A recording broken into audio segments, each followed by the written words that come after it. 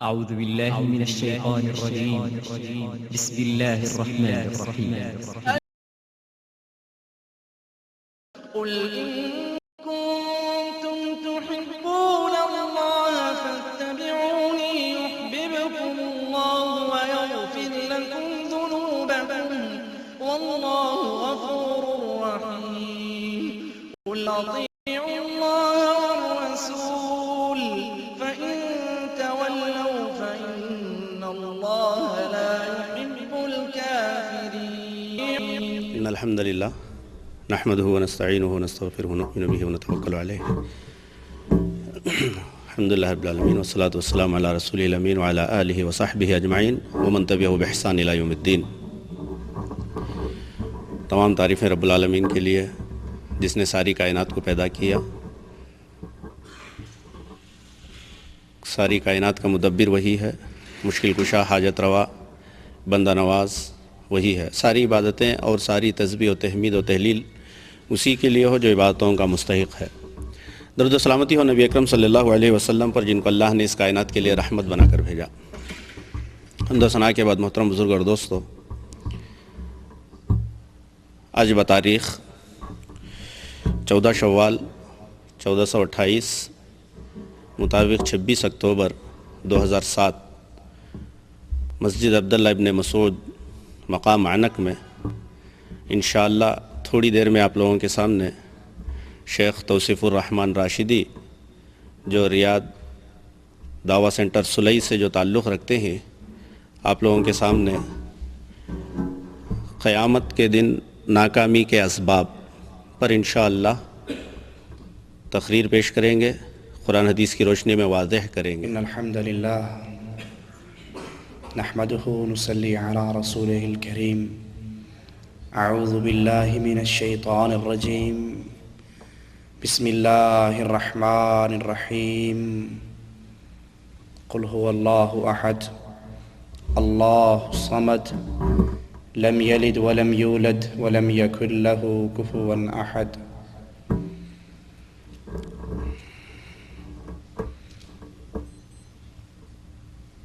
انسان کتنی ہی لمبی عمر پالے،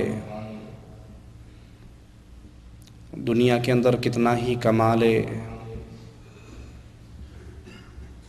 دنیا کی آسائشوں کے سامان کتنے ہی زیادہ سمیٹ لے، بالآخر اس نے مرنا ہے. بالآخر یہ دنیا چھوڑنی ہے، اس جہان سے اگلے جہان میں منتقل ہونا ہے. یہ کتنی نعمتوں میں زندگی کے شب و روز گزار رہا ہو، موت کی سختی نے اس پہ ضرور آنا ہے. عائشہ رضی اللہ تعالی عنہا فرمایا کرتی تھی کہ میرا خیال تھا کہ موت کی تکلیف برے آدمی پر آتی ہے، لیکن جب میں نے رسول اللہ صلی اللہ علیہ وسلم پر موت کی سختی دیکھی، میں نے یہ جملے کہنے چھوڑ دیے. موت ایک بڑا کڑوا سچ ہے. موت ایک دروازہ ہے جس سے سب نے ہی گزرنا ہے. موت ایک پیالہ ہے، ایک جام ہے جس کو سب نے ہی پینا ہے. امیر عمر رضی اللہ عنہ وارضہ فرمایا کرتے تھے، اگر پوری دنیا کے خزانے مجھے دے دیے جائیں. امیر عمر وہ صحابی رسول ہیں جن کو اللہ عز و جل نے وہ خوشخبریاں اپنے پیارے حبیب علیہ السلام کی زبان سے سنائی جو شاید کسی اور کے نصیبے میں نہ آئی ہو. آقا فرمایا کرتے تھے، عمر جس گلی سے تو گزر جاتا ہے شیطان اپنے راستے کو بدل لیتا ہے. شیطان تیرے راستے پہ نہیں چلتا، تجھ سے سامنا نہیں کرتا. آقا فرمایا کرتے تھے، عمر تیری زبان ہلتی ہے، عرش والا تیری باتوں کو کلام الہی بنا دیتا ہے. اسی لیے رسول اللہ صلی اللہ علیہ وسلم کی ازواج میں سے کسی کا قول ہے، قرآن اترتا تو ہمارے بستر پر تھا، اترتا عمر کی رائے سے تھا. اس نے کہا تھا، یا رسول اللہ صلی اللہ علیہ وسلم شراب کو حرام کیوں نہیں کر دیتے؟ لوگ شراب پی کے مسجد میں آتے ہیں، اس کو حرام کر دو۔ آقا نے کہا عمر، حلال و حرام کرنے والا تو عرش والا ہے، اس نے حرام نہیں کیا تو میں کیسے حرام کر سکتا ہوں؟ مالک عز و جل نے شراب کی حرمت کا اعلان کر دیا۔ یہی وہ عمر تھے جنہوں نے کہا تھا آقا اپنی بیویوں کو پردہ کرایا کرو، آپ کے گھر کے اندر مہمانوں کا تانتا بندھا رہتا ہے، میری غیرت برداشت نہیں کرتی۔ کہا عمر اس پردے کی فرضیت تو عرش والے نے نہیں نازل کی، مالک نے پردے کو فرض قرار دے دیا۔ اسی عمر نے کہا تھا رضی اللہ عنہ وارضاہ، یا رسول اللہ صلی اللہ علیہ وسلم مقام ابراہیم پر 2 رکعتیں پڑھنے کو جی چاہتا ہے۔ عرش والے نے حکم نازل کر دیا مقام ابراہیم پہ 2 رکعتیں ادا کیا کرو۔ اسی عمر نے کہا تھا یا رسول اللہ صلی اللہ علیہ وسلم یہ بدر کے قیدیوں کو بانٹ دو، میرا ماموں مجھے دے دو، میرے عزیز مجھے دے دو، ابو بکر کے رشتہ دار اسے دے دو، عثمان کے رشتہ دار اسے دے دو، ان کی گردنیں کاٹ کے ہم اعلان کر دیں کہ آج یوم الفرقان ہے۔ اللہ کے نبی نے بات نہ مانی، باقی صحابہ کا مشورہ مانا۔ جو مشورہ عمر نے دیا تھا وہی عرش والے کی مرضی تھی۔ یہ عمر ابن خطاب اتنی عظمتوں والے کیا کہہ رہے ہیں کہ اگر اللہ عز و جل مجھے دنیا کے سارے خزانے دے دے اور یہ سارے خزانے خرچ کر کے اگر میں موت کی سختی اور موت کی تکلیف سے بچ سکوں تو میں سارے خزانے خرچ کر ڈالوں، دنیا کے سارے خزانے دے کر اگر میں موت کی مصیبتوں، سختیوں، پریشانیوں اور دکھوں سے بچ سکوں تو میں ساری دنیا خرچ کر ڈالوں، موت کی تکلیف سے بچ جاؤں۔ سردیوں کے اندر ہیٹروں میں رہنے والوں، گرمی کے موسم میں اے سی کے مزے لینے والوں، تکلیف کے وقت دنیا کی مختلف نعمتوں سے اپنی اس 6 فٹ کے جسم کو آرام پہنچانے والوں، اس جسم پر ایک بہت بڑی سختی آنے والی ہے اور وہ سختی موت کی سختی ہے۔ اسی لیے امام ذہبی رحمہ اللہ نے نقل کیا ہے عمر بن عاص رضی اللہ عنہ وارضاہ کا واقعہ۔ ان کے بیٹے عبداللہ اپنے بابا کو دیکھتے ہیں کہ بابا ابھی ہوش میں ہے، عقل والی باتیں کر رہا ہے، موت کے قریب ہے، تو پوچھتے ہیں بابا اس موت کے موقع پر کیا محسوس کر رہے ہو؟ اس موت کی سختیوں کو کیسا پا رہے ہو؟ حضرت عمر کہتے ہیں بیٹا یہ صحابی رسول ہے، میں اور آپ جن کی زندگی گناہوں میں ڈوبی ہوئی ہے ان کا کیا حال ہوگا؟ یہ شاگرد رسول ہے، یہ وہ ہے جس کے بارے میں اعلان ہو چکا ہے، جس نے مجھے حالت ایمان میں دیکھا اس پہ اللہ کی جنت واجب ہو چکی ہے، یہ وہ ہے جس کے لیے اعلان ہو گیا رضی اللہ عنہم ورضوا عنہ، میں ان سے راضی اور یہ مجھ سے راضی۔ کہتے ہیں عبداللہ میرے بیٹے موت کی سختیوں کی بات پوچھتا ہے، مجھے یوں لگتا ہے کہ میرے سر کے اوپر بہت بڑا پہاڑی سلسلہ، سارے پہاڑ میرے سر پہ لاد دیے گئے ہیں، میرا پیٹ کانٹوں سے بھرا ہوا ہے، اس پیٹ میں چبھنے والے کانٹے ہیں، اور جو میں ناک سے سانس لے رہا ہوں مجھے یوں لگ رہا ہے یہ سانس سوئی کے ناکے میں سے ہو کر آ رہا ہے، سانس لینے میں اتنی تکلیف، پیٹ کے اندر اتنی تکلیف۔ اسی لیے حضرت عائشہ فرمایا کرتی تھی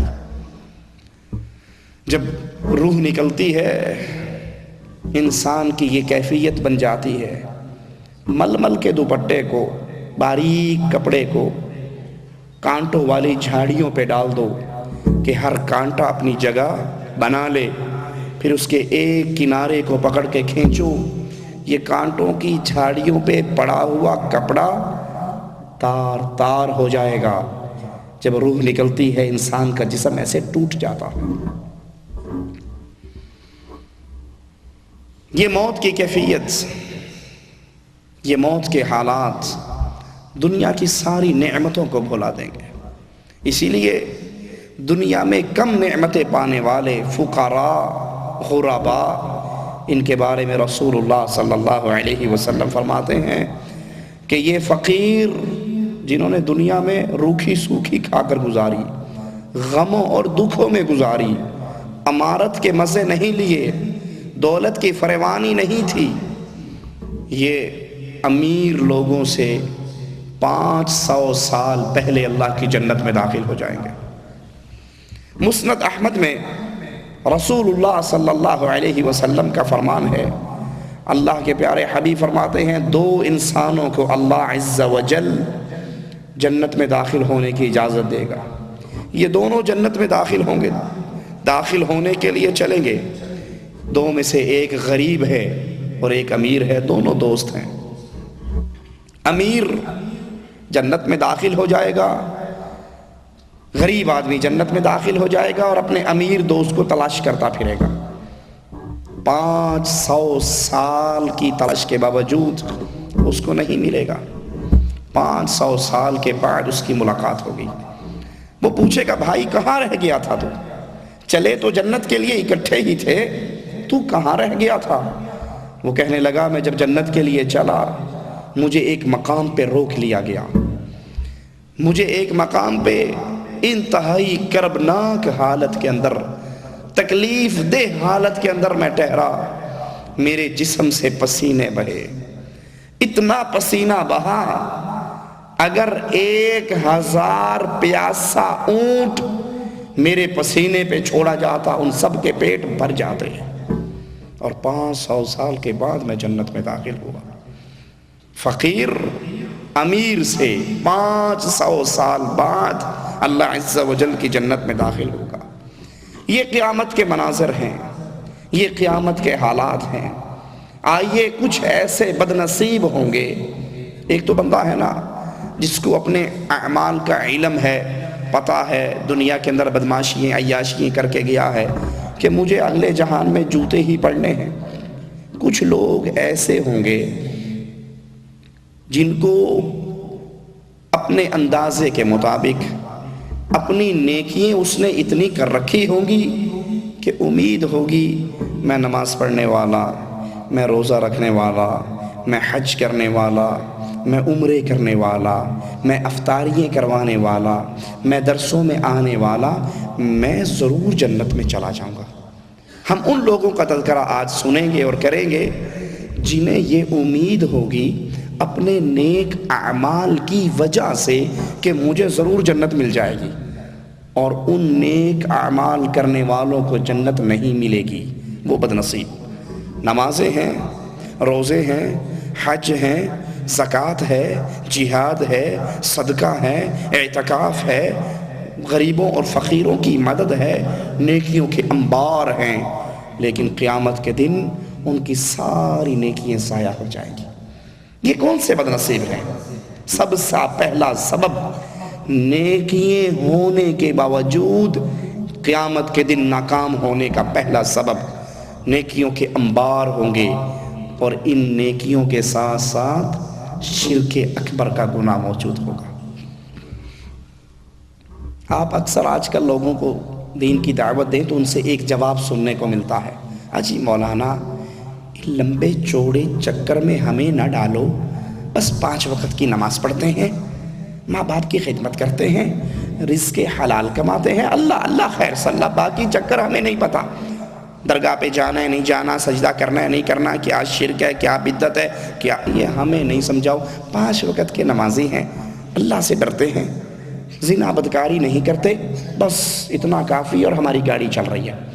اب یہ نیکیاں کر کر کے نیکیوں کے انبار اکٹھے ہیں، عمرے بھی ہیں، حج بھی ہے، تسبیحیں بھی ہیں، ذکر و اذکار بھی ہیں، لیکن شرک جیسے خطرناک وائرس کے بارے میں اس نے کوئی معلومات نہیں لی، بچنے کی کوئی کوشش نہیں کی، دور نہیں ہٹا، نیکیوں کے انبار لے کر آئے گا، لیکن اللہ کے دربار میں آنے کے بعد اس کی ساری نیکیاں برباد ہو جائیں گی۔ کیوں؟ اس کی نیکیوں کے اندر شرک اکبر موجود ہوگا۔ نیکیاں بھی ہیں، شرک اکبر کا گناہ بھی ہے۔ اسی لیے مالک نے قانون بیان کیا، انہ من یشرک باللہ فقد حرم اللہ علیہ الجنہ ومأواہ النار وما للظالمین من انصار۔ جس نے بھی اللہ کے ساتھ شرک کیا، اللہ کی ذات میں اللہ کو دو سمجھ بیٹھا، محمد کریم کو نور من نور اللہ سمجھ بیٹھا، عیسیٰ کو ابن اللہ مان بیٹھا، عزیر کو ابن اللہ کہہ بیٹھا، پیر کو اللہ کی تصویر مان بیٹھا، جس نے اللہ کو دو مانا، اللہ کی ذات میں شرک کیا، اللہ کی صفات لوگوں میں دے دی۔ اللہ کی صفات وہ خالق، مالک، رازق، مشکل کشا، حاجت روا، اولاد دینے والا، رزق دینے والا، خزانے دینے والا، صحت دینے والا، شفا دینے والا، بیماریاں ٹالنے والا، مقدموں سے نجات دینے والا، بری کرنے والا، یہ صفات غیروں میں دے بیٹھا۔ اس نے اللہ کے ساتھ شرک کیا، اللہ کی عبادت میں کسی اور کو حصے دار بنا بیٹھا، کسی کے لیے سجدہ کیا، کسی کے لیے رکوع کیا، کسی کی قبر کا طواف کیا، کسی کی قسمیں کھائیں، کسی کے لیے نذرانے دیے، کسی کے لیے نیاز دی، کسی کے لیے قربانی دی، کسی پر بھروسے کیے، کسی سے محبت اللہ والی کی، کسی پر اللہ والا توکل کیا، یہ اللہ کے ساتھ شرک کر بیٹھا۔ وَلَقَدْ أَوْحَيْنَا إِلَيْكَ وَإِلَى الَّذِينَ مِن قَبْلِكَ، ہم نے وحی کی الیکا، اے محمد صلی اللہ علیہ وسلم آپ کی طرف، وَإِلَى الَّذِينَ مِن قَبْلِكَ، تجھ سے پہلے سارے انبیاء کی طرف کیا۔ وہ وحی کیا تھی؟ وہ اعلان کیا تھا؟ وہ انبیاء کو کیا سنایا جا رہا تھا؟ وَلَوْ أَشْرَكُوا لَحَبِطَ عَنْهُمْ مَا كَانُوا يَعْمَلُونَ، اگر تم بھی شرک کرو گے تمہارے اعمال بھی ضائع ہو جائیں گے۔ لَإِنْ أَشْرَكْتَ لَيَحْبَطَنَّ عَمَلُكَ، اے پیارے حبیب یہ شرک کا گناہ اگر آپ سے بھی سرزد ہو جائے گا تو آپ کے اعمال بھی برباد ہو جائیں گے۔ نیکیوں پر نظریں دوڑا کر اپنے لیے آخرت میں جنت کی امید لگانے والے شرک کے گناہ کی وجہ سے جہنم کا ایندھن بنیں گے۔ دنیا میں کہنے والے جہنم میں میں تو کیا، میرا سایہ بھی نہ جائے گا، غوث پاک سے یہ دیکھا نہ جائے گا، پیر صاحب سے یہ دیکھا نہ جائے گا، شیخ اور حضرت اور مرید سے یہ برداشت نہ ہوگا، جن کی 11ویں 12ویں ہم دنیا میں دیتے رہے، ہم ان کے دامن سے پکڑ کر چمٹ جائیں گے، لپٹ جائیں گے، مچل جائیں گے، اور وہ اپنے جبے میں چھپا کر ہمیں جنت میں لے جائیں گے۔ دنیا کے اندر تو ان کی یہ امیدیں تھیں، لیکن قیامت کے دن جب ان کے نامہ اعمال کی ڈائری میں شرک کا جرم ہوگا تو اعلان سننے کو ملے گا، لا یغفر ان یشرک بہ ویغفر ما دون ذلک لمن یشاء، میرا قانون ہے کہ میں نے شرک کو کبھی بھی معاف نہیں کرنا، اس کے علاوہ جس کے لیے چاہوں معاف کر دوں۔ حدیث میں آتا ہے اللہ عز و جل ایک بندے کو بلائے گا، یہ بندہ اللہ کے ہاں آ رہا ہے، مالک فرشتوں سے کہے گا، فرشتوں اس کے بڑے بڑے گناہ ہٹا دو، اس کی ڈائری میں سے، اس کے نامہ اعمال میں سے بڑے بڑے گناہ غائب کر دو، چھوٹے چھوٹے گناہ رہنے دو۔ اللہ کے سامنے آ کر کھڑا ہو جائے گا، مالک اس سے پوچھنا شروع کر دے گا، تو نے فلاں گناہ نہیں کیا، فلاں گناہ نہیں کیا، فلاں گناہ نہیں کیا؟ یہ بندہ اقرار کر رہا ہے، اللہ غلطی ہو گئی تھی، اللہ گناہ ہو گیا تھا، جی اللہ یہ گناہ کیا تھا، اور دل میں ڈر رہا ہے کہ اللہ نے تو صغیرہ گناہوں پر میری پکڑ شروع کر دی، جب کبیرہ گناہوں کی ڈائری کھلے گی تو میرا کیا حال ہوگا؟ ڈر رہا ہے، کانپ رہا ہے، پریشان ہے۔ مالک کی رحمت سے، مالک عز و جل اپنے فضل و کرم سے اعلان فرمائے گا، جا میرے بندے جنت میں داخل ہو جا، اور فرشتوں اس کے سارے ان جو گناہوں کا ذکر ہوا ہے، صغیرہ گناہوں کو نیکیاں بنا کے اس کو جنت بھیج دو۔ انسان کو تھوڑی سی ہمت ملے گی، ابھی جو ڈر رہا تھا، ابھی جو کانپ رہا تھا، ابھی جو پریشان حال تھا، یہ تھوڑی سی ہمت پائے گا، کہے گا اللہ میں نے تو بڑے بڑے بھی گناہ کر رکھے تھے، وہ نظر نہیں آ رہے ہیں۔ کیا مطلب؟ چھوٹے گناہوں پہ چھوٹی نیکیاں ملی تو بڑے گناہوں پہ بڑی نیکیاں ملے گی، جنت میں اور اونچا مقام مل جائے گا۔ یہ فرما کر رسول اللہ صلی اللہ علیہ وسلم اتنا ہنسے، صحابی فرماتے ہیں ہم نے پیارے حبیب کی جاڑیں دیکھ لی، داڑیں دیکھ لی، آپ اتنا کلکلا کر ہنسے۔ یہ اللہ کی رحمت ہے، اللہ جس گناہ کو چاہے معاف کر دے، لیکن مالک کا قانون ہے یا علی مدد کہنے کا گناہ اس نے معاف نہیں کرنا۔ شرک اکبر اللہ نے کبھی بھی معاف نہیں کرنا، نیکیوں کے انبار ہیں، ساتھ شرک اکبر ہے، یہ انسان قیامت کے دن ناکام ہو جائے گا، برباد ہو جائے گا۔ رسول اللہ صلی اللہ علیہ وسلم فرماتے ہیں دوسرا سبب، کچھ لوگ قیامت کے دن اپنے نیک اعمال کے ساتھ کھڑے ہوں گے، ان کی نیکییں، ان کے اعمال صالح بہت زیادہ، حج بھی ہے، زکوٰۃ بھی ہے، جہاد بھی ہے، صدقہ و خیرات بھی ہے، اور بڑے خوش ہو رہے ہوں گے اپنی نیکیوں کو دیکھ کے کہ انشاءاللہ اتنی نیکییں ہیں کہ میں جنت میں چلا جاؤں گا۔ مالک ان سے کلام کرے گا، اللہم لا تجعلنا منہم ولا معہم ولا فیہم، اللہ اپنی رحمت سے ان بد نصیبوں میں ہمیں شامل نہ فرمانا۔ نیکییں ہیں، بے نماز کی بات نہیں پیارے بھائی، حج نہ کرنے والے کی بات نہیں، جہاد نہ کرنے والے کی بات نہیں، نیکییں ہیں، نیکیوں کے انبار ہیں، اعمال صالحہ شدید محنتیں کر کے آ رہا ہے۔ اب اللہ اس بد نصیب کو کیا کہتا ہے؟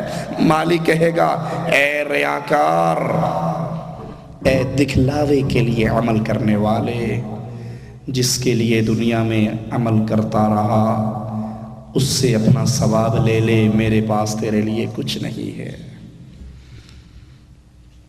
یہ نماز پڑھنے والا، یہ روزہ رکھنے والا، یہ حج کرنے والا، یہ زکوٰۃ دینے والا، یہ صدقہ دینے والا، یہ خیرات کرنے والا، یہ جہاد کرنے والا، یہ لڑنے مرنے والا، نیکیوں کے انبار کے ساتھ اللہ کے دربار میں ہے۔ اور مالک عز و جل کہہ رہا ہے جن کو دکھلانے کے لیے عمل کرتا تھا، جن کو راضی کرنے کے لیے عمل کرتا تھا، اس سے جا کر اپنے عمل کا ثواب لے لے، تو نے میرے لیے تو کام کیا ہی نہیں۔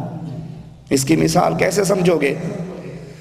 کسی نے وہ بد نصیب ہیں جن کو حج کرنے کا موقع مل جاتا ہے، جب وہ حج کے لیے انڈیا پاکستان سے چلتے ہیں، واللہ ایک حاجی کا منظر میں نے اپنی آنکھ سے دیکھا، اس نے گلے کے اندر ہار ڈالے ہوئے، گلے میں ہار ڈالے ہوئے، اور جلوس 25 30 40 آدمی اس کے پیچھے جا رہا، اور وہ بازار میں لوگوں کو سلام کر رہا ہے، مل رہا ہے، گلے مل رہا ہے۔ بھائی یہ کیا ہے؟ کہا جی ہے ملک صاحب حج کے لیے جا رہے ہیں، لوگوں کو مل رہے ہیں۔ یہ لوگوں کو دکھلاوا نہیں تو اور کیا ہے؟ کتنے بد نصیب ہیں حج کر کے آ جائیں۔ ایک ڈاکٹر صاحب نے ہمیں خود اپنا واقعہ سنایا، ان کے پاس مریض آیا، مریض نے اپنا نام بتایا، میں نام بھول گیا، مثال کے طور پہ اس کا اللہ بخش نام ہوگا، تو اس نے کہا میرا نام لکھیے ڈاکٹر صاحب، حاجی اللہ بخش۔ تو ڈاکٹر صاحب نے کہا اللہ بخش، تو وہ مریض ناراض ہو گیا، میں نے آپ سے کہا ہے حاجی اللہ بخش، اور آپ صرف اللہ بخش لکھ رہے ہیں، میں حاجی نہیں ہوں۔ حج کرتے ہوئے یہ نیت، لوگ مجھے حاجی کہیں گے، لوگ مجھے الحاج کہیں گے، لوگ میرے نام کا چرچا کریں گے۔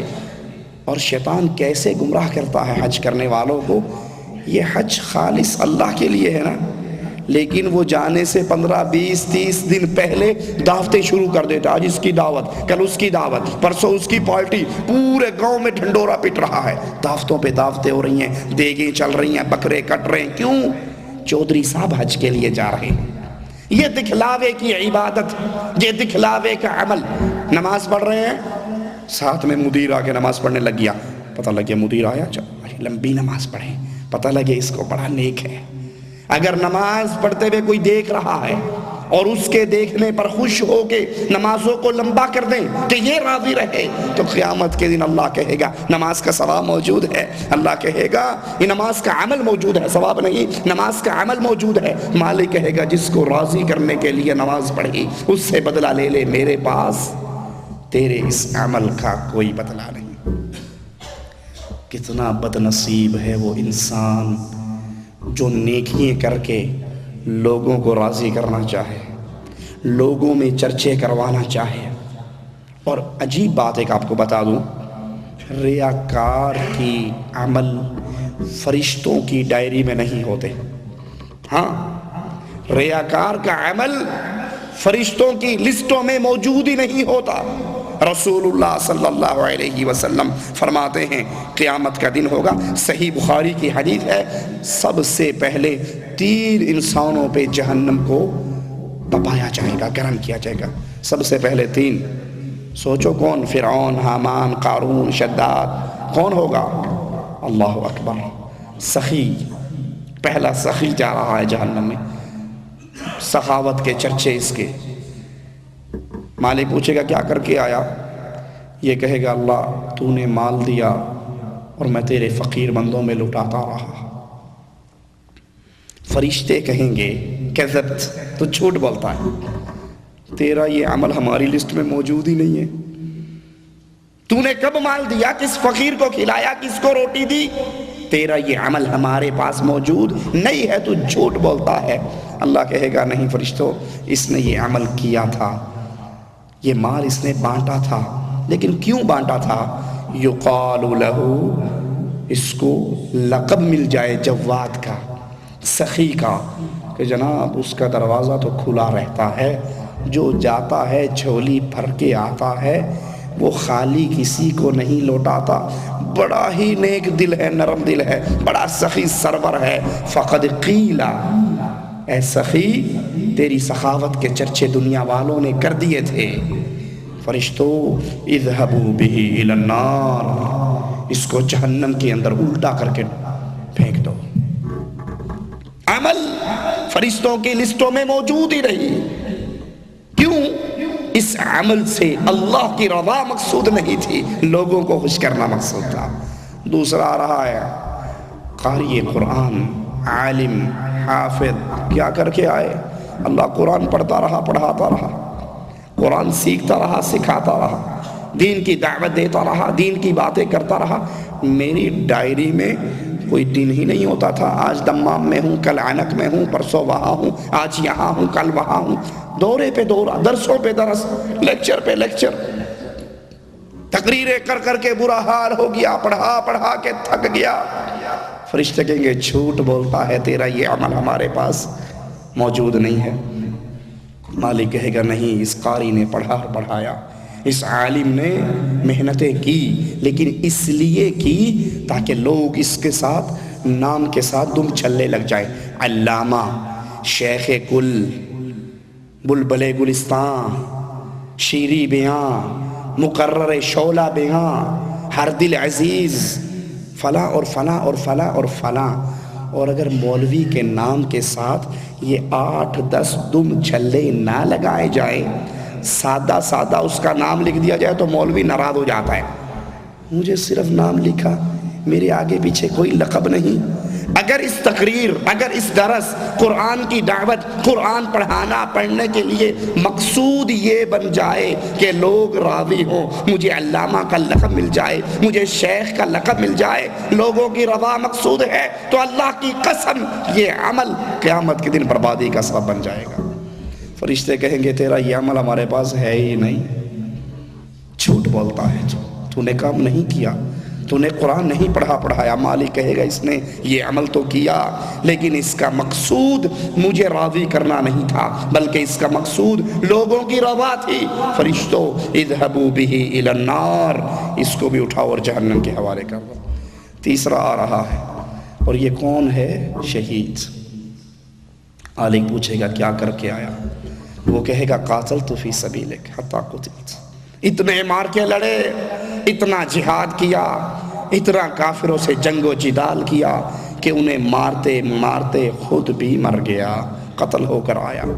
فرشتے کہیں گے تو جھوٹ بولتا ہے، تو نے یہ عمل نہیں کیا۔ مالک عز و جل فرمائے گا اس نے یہ کام کیا، لیکن کیوں کیا؟ کیوں کیا؟ اس لیے کہ لوگ اسے کہیں یہ بہت بڑا کمانڈر ہے، یہ بہت بڑا مجاہد ہے، یہ بڑا جرتوں والا ہے، یہ کافروں سے ٹکر لینے والا ہے۔ فقد قیلا، لوگوں نے تو کہہ دیا۔ اس کے مرنے کے بعد اس کے مارکوں کے چرچے ہو گئے، اس کی وصیتیں چھپ گئی، مجلوں میں آ گئی، اخبارات میں آ گئی، ہر زبان پہ اس کے کارنامے بلند ہو گئے، بیان ہو گئے۔ اذهبوا به الى النار، اس شہید کو بھی اٹھاؤ اور جہنم کے اندر پھینک دو۔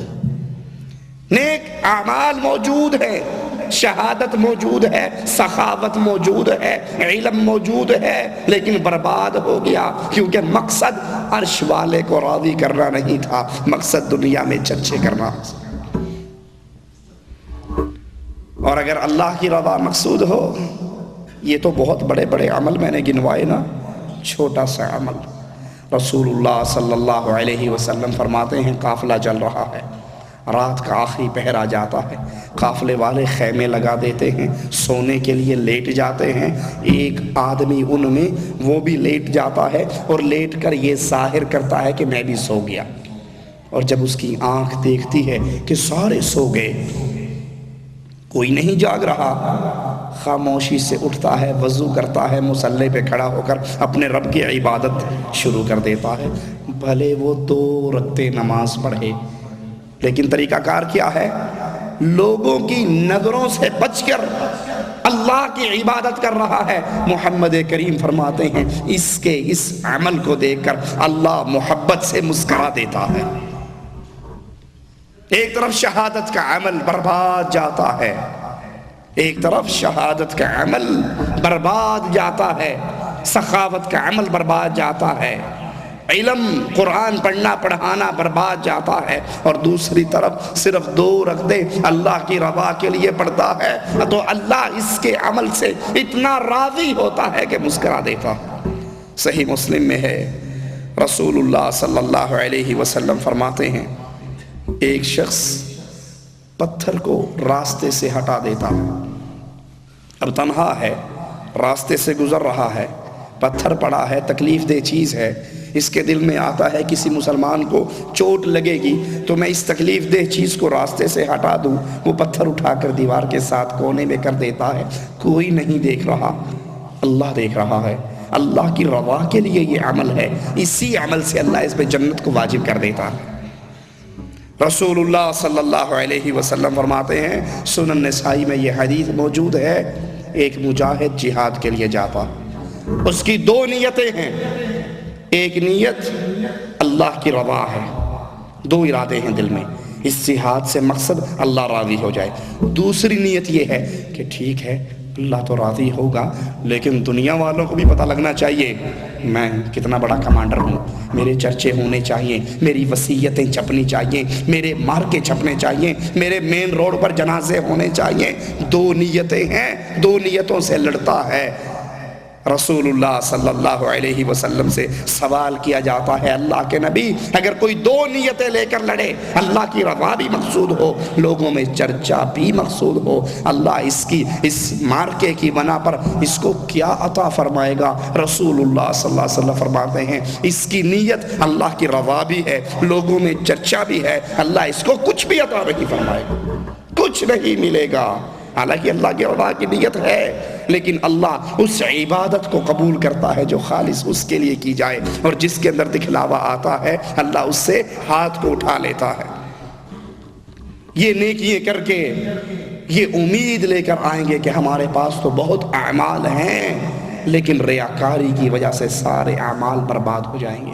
اللہ سب سے پہلے کہنے والے کو سوچنے کی توفیق عطا فرمائے، عمل کرنے کی توفیق عطا فرمائے، پھر ہر مسلمان اپنے اپنے گریبان میں جھانک لے، میں دعوت کا کام کر رہا ہوں، میں نماز پڑھ رہا ہوں، میں نیکیاں کر رہا ہوں، میں کسی یتیم کی کفالت کر رہا ہوں، میں کسی مسجد میں چندہ دے رہا ہوں، میرا مقصود لوگوں کو دکھلانا ہے، گاؤں اور دیہات کے اندر اپنے نام کے چرچے ہونا ہے، یہ اللہ کی رضا ہے۔ اگر اللہ کی رضا خالص ہے تو مبارکباد کے مستحق ہو، اور اگر لوگوں میں چرچا ہے، ریاکاری ہے، تو یہ دوسرا وہ بد نصیب ہے جس کے نیک اعمال ہونے کے باوجود قیامت کے دن یہ ناکام ہو جائے گا۔ تیسرا وہ انسان جس کو اچانک اس تکلیف دہ صورتحال کا سامنا کرنا پڑے گا، جو دنیا میں نیکیاں لے کر آ رہا ہوگا لیکن قیامت کے دن اس کی ساری نیکیاں برباد ہو جائیں گی۔ وہ شخص ہے جس کے اعمال تو بہت ہوں گے، جس کی نیکیاں تو بہت ہوں گی، جس کے پلڑے کے اندر، ترازو کے اندر اس کے اپنے خیال کے مطابق نیکیوں کے سٹاک ہوں گے، لیکن وہ ساری نیکیاں اس کی برباد ہو جائیں گی، ریت کے ذرے بنا کر اڑا دیے جائیں گی۔ وہ بدنصیب ہے جس نے نیک اعمال کیے لیکن رسول اللہ کی سنت کے مطابق نہیں کیے۔ بڑی کڑوی بات ہے پیارے بھائی، بڑی کڑوی بات ہے۔ اپنے طور پہ سمجھ رہا ہے کہ یہ عمل نیک ہے، لیکن وہ عمل نیک نہیں بنے گا، وہ عمل اس کے ترازو میں وزنی نہیں ہوگا، ریت کے ذرے بنا کر اڑا دیا جائے گا۔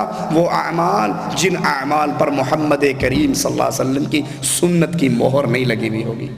اسی لیے حذیفہ بن یمان رضی اللہ عنہ وارضا کوفے کی جامع مسجد میں ایک نمازی کو نماز پڑھتے ہوئے دیکھ کر پوچھتے ہیں، منذ کم تصلی هذه الصلاة، اے نماز پڑھنے والے کتنے عرصے سے تو یہ نماز پڑھ رہا ہے؟ ایک روایت کے مطابق وہ 40 سال کہتا ہے، اور ایک روایت کے مطابق وہ 60 سال کہتا ہے کہ میں 40 یا 60 سال سے یہ نماز ادا کر رہا ہوں۔ دارالعلوم کے مفتی کا فتویٰ آپ کو نہیں سنانے لگا، کسی شیخ الحدیث کی بات نہیں کرنے لگا، میں صحابی رسول کی بات آپ کو سنا رہا ہوں۔ حذیفہ بن یمان صحابی رسول ہیں، یہ بات سن کر کہتے ہیں، اس کی نماز کا طریقہ دیکھ کر کہتے ہیں، ما صلیتا، تو کہتا ہے نا میں 60 سال سے نماز پڑھ رہا ہوں اور میں صحابی رسول کہہ رہا ہوں، تیری ایک نماز نہیں ہوئی۔ وَلَوْ مُتَّ عَلَى هَذِهِ الصَّلَاةِ، اور اگر یہی نماز اسی طریقے کی پڑھتے پڑھتے تو مر جاتا تو محمد کریم کے دین پہ تیری موت بھی نہ ہوتی۔ ہم کیا کہتے ہیں، ہماری عوام کیا کہتی ہے، اجی مولوی صاحب ٹائم ہی نہیں ہے اتنے لمبے چوڑے چکر میں، اللہ کے لیے سجدہ کرتے ہیں، نماز پڑھتے ہیں، رکوع کرتے ہیں، خلاص یہ لمبی چوڑی بحثیں تو مولویوں کی ہیں، کیسے پڑھنی کیسے نہیں پڑھنی، کیا کرنا کیا نہیں کرنا۔ ہم تو اتنا سمجھیں بس سجدہ کرنا چاہیے، سجدہ کرتا ہوں، جیسے آتا ہے ویسے کرتا ہوں۔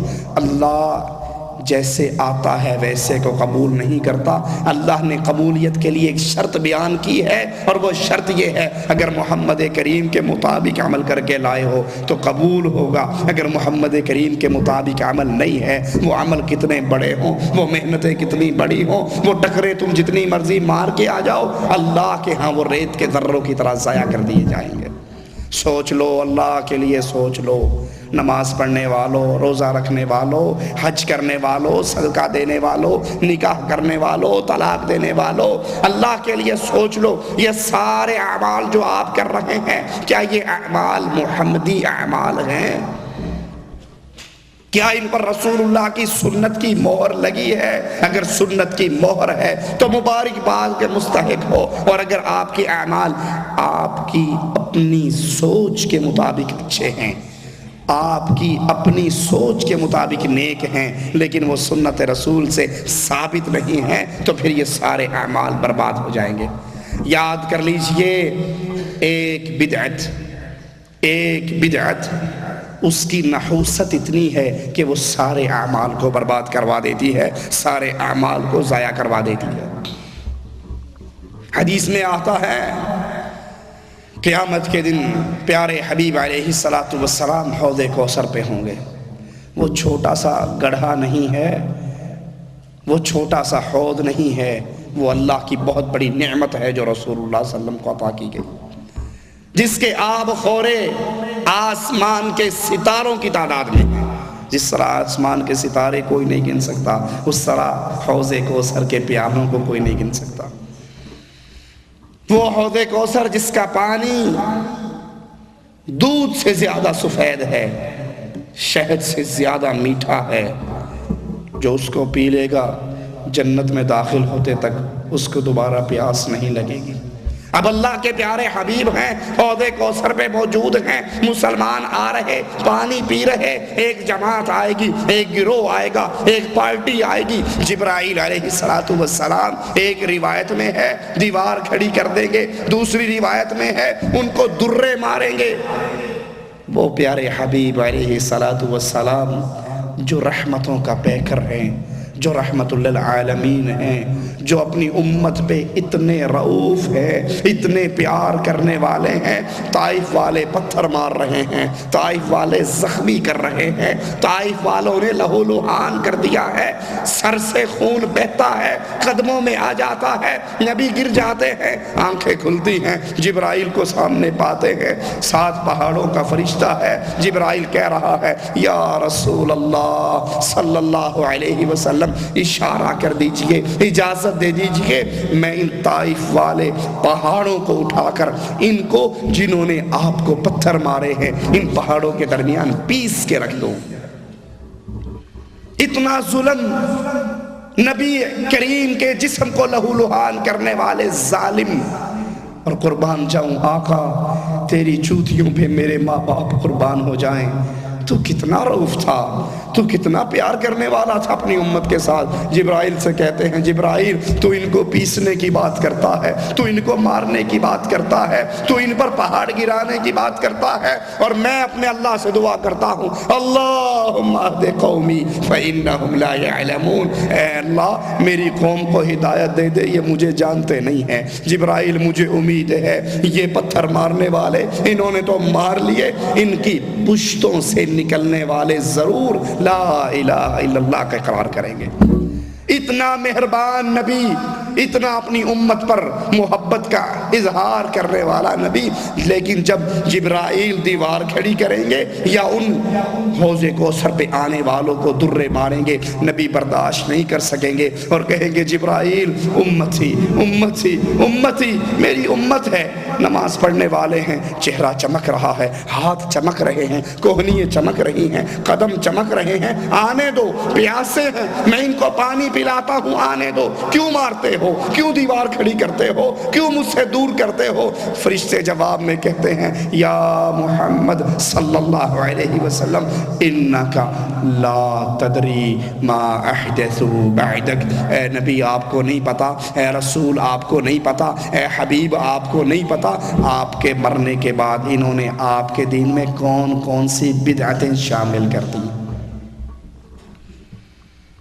آپ کے دین میں کیا کیا نئے اعمال شامل کر دیے۔ کہیں تیجا لے آئے، کہیں 7واں آ گیا، کہیں نامہ آ گیا، کہیں 10واں آ گیا، کہیں 40واں آ گیا، کہیں قل آ گئے، کہیں برسی آ گئی، کہیں رجب کے کنڈے آ گئے، کہیں شبرات کے حلوے آ گئے، کہیں 11ویں چھوٹی آ گئی، کہیں 11ویں بڑی آ گئی۔ آپ نہیں جانتے انہوں نے آپ کے دین کے اندر کیا کیا نئی چیزیں شامل کر لی اور حجتیں کرنے لگ گئے۔ آج حجتیں ہوتی ہیں، یہ عجیب مولوی ہیں، کہتے ہیں کھانا سامنے رکھا ہوا ہو، سورت یاسین پڑھی جائے تو گناہ ہوتا ہے۔ دیکھو کتنے ظالم ہیں، قرآن پڑھنے کو کہتے ہیں گناہ ہوتا ہے۔ ارے میں کہتا ہوں بھائی تم ایک رکعت میں 2 سجدے کرتے ہو، ایک رکعت میں 3 سجدے شروع کر دیے جائیں، تیسرا سجدہ ثواب کا باعث بنے گا یا گناہ کا باعث بنے گا؟ ہر عقل مند کہے گا گناہ کا باعث بنے گا۔ تو میں آپ سے پوچھتا ہوں آپ سجدے کو گناہ کہہ رہے ہو؟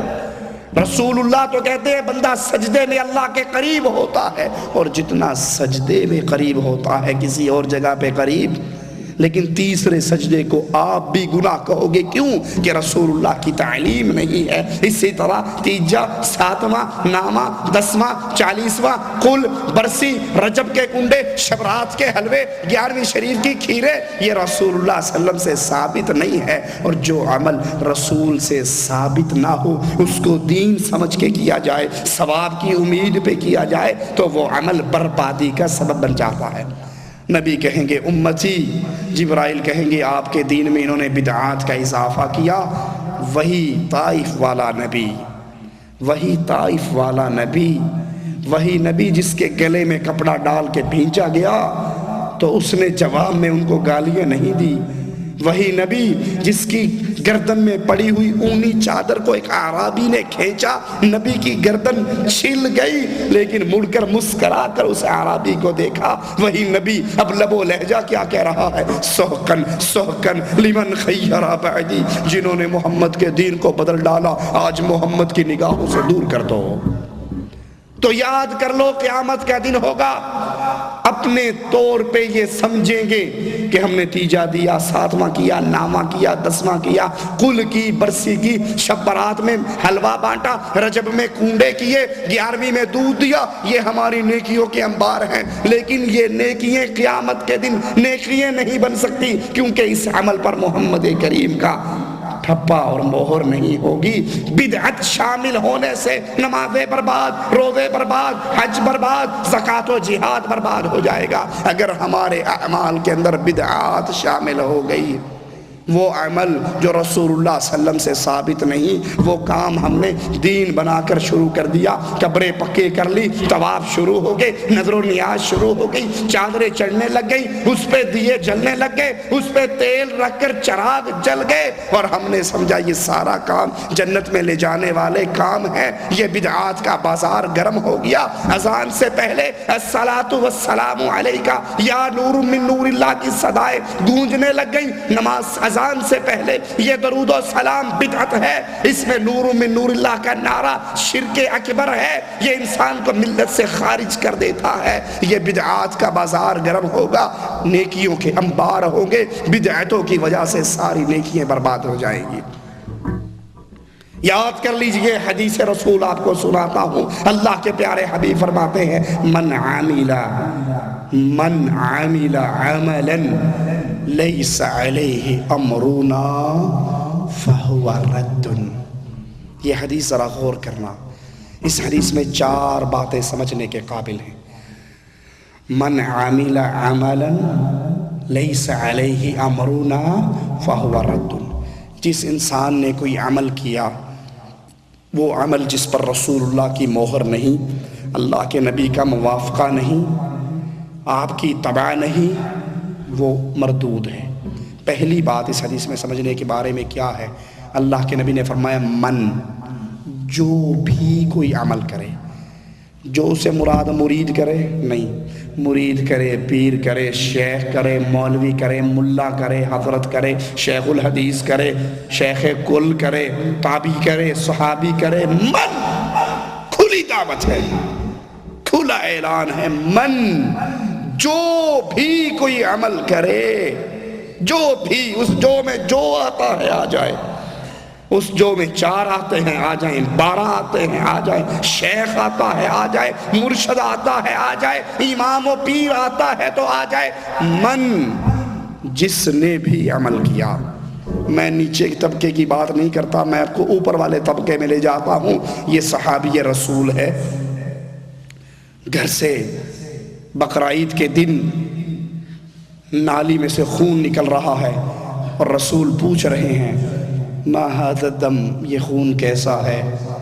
کرنے والا شیخ الحدیث نہیں، مولوی صاحب نہیں، ملا نہیں، مدرسے کا محتمم نہیں، امام نہیں، 4 میں سے نہیں، 12 میں سے نہیں، یہ شاگرد رسول ہے۔ کہتا ہے اللہ کے نبی پہلے میری بات سن لو، ہم عید پڑھ کے آتے تھے، پھر قربانی کرتے تھے، پھر گوشت بنتا تھا، پھر غریبوں میں جاتا تھا، میں نے سوچا، ہائے ہائے ہائے، میں نے سوچا، شیخ نے نہیں سوچا، پیر نے نہیں سوچا، مرشد نے نہیں سوچا، مولوی نے نہیں سوچا، شیخ الحدیث نے نہیں سوچا، 4 نے نہیں سوچا، 12 نے نہیں سوچا، شاگرد رسول کہہ رہا ہے میں نے سوچا کیوں نہ قربانی عید کی نماز سے پہلے کر لوں، گوشت ریڈی کر لوں، نماز پڑھ کے آؤں، گوشت بانٹنا شروع کر دوں، فقیر کے، غریب کے، یتیم کے، بیوہ کے پیٹ میں سب سے پہلے میری قربانی کا لقمہ جائے۔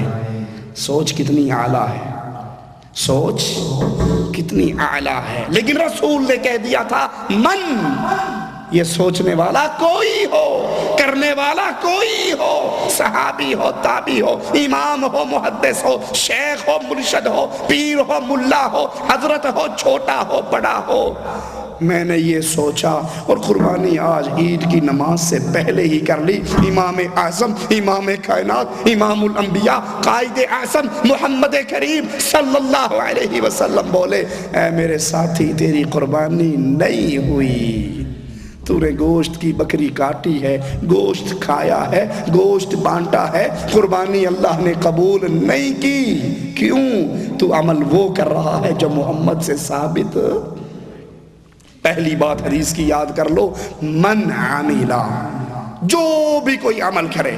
دوسرا نقطہ، عاملہ، کوئی بھی عمل، کوئی بھی عمل کچھ بھی کر لے.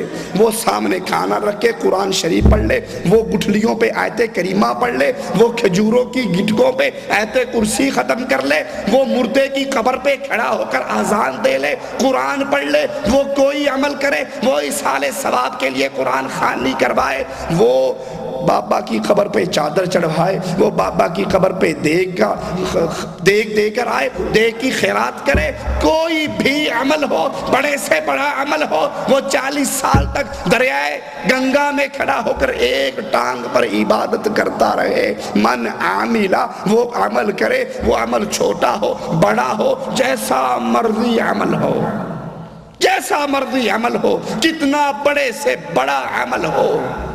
ہائے، بات کسی عام کی نہیں کرتا، تمہیں پھر صحابی رسول کے پاس لے جاتا ہوں. ایک صحابی کو دیکھتے ہیں کمزور نظر آتا ہے، پوچھتے ہیں میرے ساتھی کیا ہو گیا ہے، کیوں کمزور ہو گئے ہو؟ ہمارے ہاں تو چرچے چلتے ہیں عملوں کے، ارے آپ کیا جانو یہ پیر طریقت ہیں، یہ طریقت کے پیر ہیں، انہوں نے 40 سال دریائے راوی میں ایک ٹانگ پہ کھڑے ہو کر چلا کاٹا ہے. یہ بابا بلے شاہ ہے، یہ کنویں میں الٹے لٹک کر 40 سال تک عبادت کرتے رہے ہیں. آپ کیا جانو یہ پہاڑوں کی غاروں میں رہے ہیں، یہ دریاؤں کے پانیوں میں رہے ہیں، انہوں نے عبادت کر کر کے من مار لیا ہے. ارے میں عام آدمی کی بات نہیں کرتا، صحابی رسول کا عمل ہے. پوچھتے ہیں کیوں کمزور ہے؟ صحابی کہتا ہے یا رسول اللہ صلی اللہ علیہ وسلم، سال گزر گیا، سال گزر گیا، میں نے کوئی دن افطاری نہیں کی، 365 دن میں روزوں سے ہی گزار رہا ہوں، سال پورا روزے کی حالت میں ہوں. یا رسول اللہ صلی اللہ علیہ وسلم، اس سال کی راتوں میں سے کوئی ایک رات ایسی نہیں گزری جو میں نے بستر پہ سو کر دیکھا ہو. دن کو روزے سے رہتا ہوں، رات کو قیام کرتا ہوں، دن کو روزے سے رہتا ہوں، رات کو قیام کرتا ہوں، اور یہ عمل 1 سال سے میں مستقل کر رہا ہوں، اس لیے کمزور ہو گیا ہوں. صحابی رسول کہتے ہیں حدیث کو یاد رکھنا، من عاملہ، جس نے عمل کیا کتنا بڑا ہو، کتنا عظیم ہو، کتنا لمبا چوڑا ہو. اللہ کے نبی کہتے ہیں اے میرے ساتھی، اللہ نے نہ تیرا کوئی روزہ قبول کیا ہے، نہ رات کی کوئی رکعت قبول کی ہے.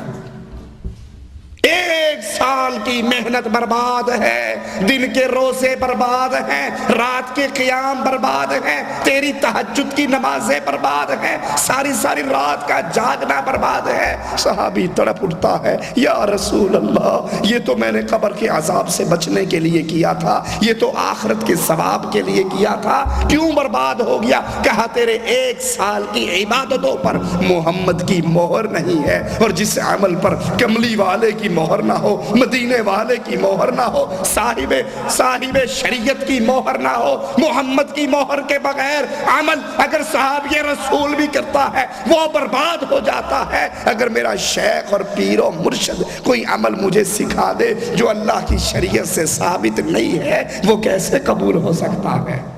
من عمل عملا، جس نے کوئی عمل کیا لیس علیہ امرنا، تیسرا نکتہ ہے اس عمل پر نبی کی مہر نہ ہو، اس عمل پر نبی کا موافقہ نہ ہو، اس عمل پر نبی کی شریعت میں دلیل موجود نہ ہو. یہ تیسری بات ہے. من کوئی بھی ہو، عاملہ عمل کیسا بھی ہو، اس پر لیس علیہ امرنا، حدیث رسول سے ثابت نہ ہو. اجی آپ کا کام تو اعتراض کرنا ہے، دیکھو مرنے کے بعد قرآن خوانی کروانے کے لیے درویشوں کو اکٹھا کرنا حرج کیا ہے؟ سنا یا نہیں سنا؟ گٹھلیوں پہ آیت کریمہ پڑھنا حرج کیا ہے؟ مردے کی تعزیت کے لیے آتے ہیں، ہاتھ اٹھا کر دعا کرتے ہیں، دعائے مغفرت ہی ہو رہی ہے، اللہ اللہ ہی ہو رہی ہے، حرج کیا ہے؟ 3 دن تک چادر بچھتی ہے، تعزیت کرنے والے آتے ہیں، بیٹھتے ہیں. اگر گٹھلیے نہ رکھی جائیں، یہ غیبتیں کریں گے، یہ چغلیاں کریں گے، یہ آپس میں دنیا کی باتیں کریں گے۔ اب گٹھلیوں پہ آیت کریمہ پڑھی جا رہی ہے، آیت الکرسی پڑھی جا رہی ہے، چاروں گل پڑھے جا رہے ہیں، حرج کیا ہے؟ تیسرے دن کا ختم ہے، مولوی مدرسے سے آ کے درس دے رہا ہے، سامنے لوگ بیٹھے ہیں، ادھر دیگوں میں گوشت پک رہا ہے، حرج کیا ہے؟ 7ویں دن کا ختم ہے، آخر قرآن ہی ہے، دین ہی ہے، غریبوں کو کھانا ہی کھلانا ہے، حرج کیا ہے؟ 9ویں دن کا ختم، حرج کیا ہے؟ 10ویں دن کا ختم، حرج کیا ہے؟ یہ شب رات کا حلوہ شریف ہے، ساری رات عبادت کی ہے، سارا دن روزہ رکھا ہے، حرج کیا ہے؟ رجب کے کنڈے ہیں، عبادات ہیں، قرآن کی تلاوت ہے، حرج کیا ہے؟ ارے لوگوں، حرج ایک ہے اور یہ حرج بہت بڑا ہے، اور حرج یہ ہے اگر یہ دین ہوتا مدینے والا سکھا کر جاتا، اور جس کو مدینے والے نے نہیں سکھایا، جس کو محمد کی شریعت نے نہیں بتایا، من عاملہ، وہ کرنے والا شیخ و مرشد ہو، پیر و حضرت ہو، علامہ اور فہامہ ہو، اگر محمد کی مہر نہیں ہے یہ عمل دین نہیں ہو سکتا۔ من عامل عملا لیس علیہ امرنا، یہ تیسرا نکتہ ہے کہ وہ عمل سنت رسول کے مطابق ہو، ٹھیک، اگر نہیں ہے فَهُوَ رَدٌّ۔ چوتھا نکتہ یہ ہے وہ عمل مردود ہے، وہ قرآن پڑھنا کھانے پہ مردود ہے۔ لوگوں کو بڑی تکلیف ہوگی، آپ میں سے بھی شاید کوئی ناراض ہو، مولوی صاحب کتنی سخت بات کر رہے ہیں، میں منبر رسول پہ کھڑا ہوں، رب کے گھر میں کھڑا ہوں، کھانے کو سامنے رکھ کر قرآن پڑھنا مردود ہے، تیسرے دن کا ختم مردود ہے، 7ویں دن کا ختم مردود ہے، 9ویں دن کا ختم مردود ہے، 10ویں کا ختم مردود ہے، 40ویں کا ختم مردود ہے، یہ کنڈے مردود ہیں، یہ شب شعبان 15ویں شعبان کا جاگنا مردود ہے، روزہ مردود ہے، کھانا مردود ہے، یہ 11ویں کی کھیر مردود ہے۔ آپ کہو گے چاول بازار سے لایا، دودھ بازار سے لایا، چینی گھر سے ڈالی، کھیر پکائی، مولوی مردود کیسے ہوگی؟ اس دن کو اس حضرت کے نام پہ، غیر اللہ کے نام پہ یہ عمل کرنا محمد کی شریعت میں نہیں ہے۔ جو عمل محمد کی شریعت میں نہ ہو فَهُوَ رَدٌّ، وہ مردود ہے، 11ویں مردود ہے، کنڈا مردود ہے، شب شعبان 15ویں شعبان کے رات کو جاگنا مردود ہے، دن کا روزہ مردود ہے، حلوہ پکانا مردود ہے، بی بی فاطمہ کی سان کے مردود ہے، پاپے کی قبر کو پکا کرنا عمل مردود ہے، چادر چڑھانا عمل مردود ہے، پتیسے بانٹنا عمل مردود ہے، ڈھول پیٹنا عمل مردود ہے، قوالی گانا عمل مردود ہے، کیونکہ محمد کا فرمان ہے من عامل عملا لیس علیہ امرنا فہو رد۔ کرنے والا شیخ ہو، کرنے والا مرشد ہو، کرنے والا امام ہو، کرنے والا پیر ہو، عمل بہت بڑا ہو، عرس بہت بڑا ہو، قرآن خوانی بہت بڑی ہو، محنتیں بڑی ہو، 1 کروڑ دفعہ آیت کریمہ گٹھلیوں پہ پڑھا جاتا ہو، حدیث سے ثابت نہ ہو، یہ شیخ بھی مردود ہے، اس کی باتیں بھی مردود ہے، یہ عمل بھی مردود ہے، کیونکہ یہ عمل امام کائنات، امام اعظم، امام الانبیاء، قائد اعظم محمد الرسول اللہ سے مہر لگوا کر نہیں آیا۔ یہ وہ بد نصیب ہے جو قیامت کے دن آئے گا، نیکیاں سمجھتا ہوگا اپنے اعمال کو، اور اللہ کی طرف سے اس کے سارے اعمال برباد ہو جائیں گے۔ اسی لیے محدثین اس حدیث کو پڑھ کر فرماتے ہیں یہ نصف دین ہے، من عمل عملا لیس علیہ امرنا فہو رد، یہ نصف دین ہے، یہ آدھا دین ہے۔ اسی لیے امام شافعی رحمت اللہ علیہ فرمایا کرتے تھے کوئی پانی پہ چلے اور گیلا نہ ہو، پانی پہ چلے گیلا نہ ہو، فضا میں اڑے، آگ میں چلے، آگ میں چلتا ہے، پیر پہ آگ نہیں لگتی، اس کو دیکھ کر دھوکہ نہ کھانا، وہ شیطان ہے، اس کو دیکھ کر دھوکہ نہ کھانا، کیونکہ وہ شیطان ہے۔ ابن قیم رحمہ اللہ فرماتے ہیں گمراہوں کی کثرت کو دیکھ کر دھوکہ نہ کھانا، کیونکہ گمراہ اکثر ادوار کے اندر زیادہ ہوتے ہیں اور اہل ایمان تھوڑے ہوا کرتے ہیں۔ اہل ایمان کی قلت کو دیکھ کر، اہل شرک کی کثرت کو دیکھ کر دھوکہ نہ کھایا کرو۔ چوتھا سبب یہ ہے قیامت کے دن نیکیاں برباد ہونے کا کہ وہ لوگ جو گناہوں پر اصرار کرتے ہوں اور انہیں چھوٹا جانتے ہوں، اپنے گناہوں کو حقیر جانتے ہوں۔ گناہوں کو چھوٹا جاننا، حقیر جاننا انسان کی بربادی کا سبب بن جاتا ہے۔ اسی لیے آتا ہے کہ مومن گناہ صغیرہ کو اپنے لیے پہاڑ محسوس کرتا ہے کہ یہ پہاڑ ہے مجھ پہ گرنے لگا ہے۔ منافق گناہ صغیرہ کو ناک پہ بیٹھی ہوئی مکھی محسوس کرتا ہے، یوں اڑا دیتا ہے، اسے ٹینشن ہی نہیں ہوتی۔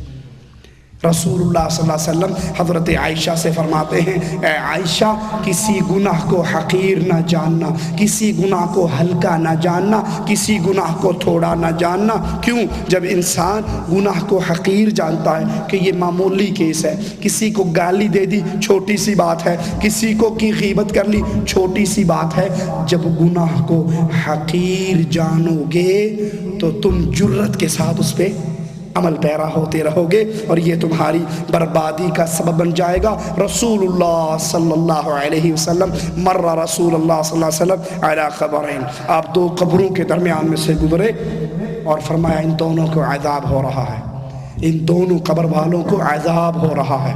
اور عذاب کوئی بڑا گناہ، انہوں نے قتل نہیں کیا، پڑوسی کی بیوی سے زنا نہیں کیا، ان کا اس قبر کے اندر عذاب کا سبب کیا ہے؟ ایک نمیمہ کرتا تھا، چغل خوری کرتا تھا، لگائی بھجائی ادھر کی ادھر، ادھر کی ادھر، اس کو اس کے خلاف بھڑکایا، اس کو اس کے خلاف بھڑکایا۔ یہ چغل خور تھا، یہ غیبتیں کرتا تھا، یہ چغلیاں کرتا تھا۔ اس چغل خوری کی وجہ سے اس کی قبر کے اندر اب اس کو عذاب ہو رہا ہے۔ دوسرا، پیشاب کے چھینٹوں سے نہیں بچتا تھا، پیشاب کے چھینٹوں سے نہیں بچتا تھا۔ لباس وہ پہنتا تھا جو لوگ کہیں کہ اس لباس کے اندر یہ واقعی بابو لگ رہا ہے، آفیسر لگ رہا ہے۔ اور اگر کبھی حاجت ہو تو دیوار کے ساتھ کھڑا ہو کے آپ نے اکثر دیکھا ہوگا بازاروں میں، زپ کھولی اور دیوار پہ دھار مار دیں گے، اب وہ ساری چھینٹیں کپڑوں پہ آ رہی ہیں، جوتوں پہ آ رہی ہیں، کپڑے نجس ہیں، جوتے نجس ہیں، پیر گندے ہیں، لیکن وہ ویسا لباس نہیں پہنتا جس لباس سے انسان کا جسم ڈھک جائے، جس لباس سے طہارت کے لیے بیٹھنا آسان ہو جائے، پیشاب کے چھینٹوں سے بچ جائے۔ یہ پیشاب کے چھینٹوں سے نہیں بچتا تھا، معمولی گناہ تھے، ان گناہوں کو یہ معمولی سمجھتے تھے۔ غیبت کرنا ہمارے نزدیک کتنا معمولی ہے، چغلیاں کرنا کتنا معمولی ہے، یہ معمولی سی باتیں تھی۔ اللہ کے نبی نے فرمایا ان دونوں کو عذاب ہو رہا ہے۔ رسول اللہ صلی اللہ علیہ وسلم کے پاس دو عورتوں کا ذکر ہوا، ایک عورت بڑی نیک ہے، پارسا ہے، متقی ہے، صدقہ خیرات، ذکر اذکار نوافل بہت کرتی ہے، لیکن اپنی زبان سے پڑوسن کو تکلیف دیتی ہے۔ رسول اللہ صلی اللہ علیہ وسلم کے پاس اس کا ذکر ہوتا ہے، آپ فرماتے ہیں ہی فی النار، یہ اپنی زبان سے پڑوسیوں کو تکلیف دینے والی، پڑوسیوں کو گالیاں دینے والی، پڑوسیوں سے لڑنے والی، ان کی غیبتیں چغلیاں کرنے والی، نوافل نوافل بہت کرتی ہے، سنو یہ آگ میں ہے، یہ آگ میں ہے۔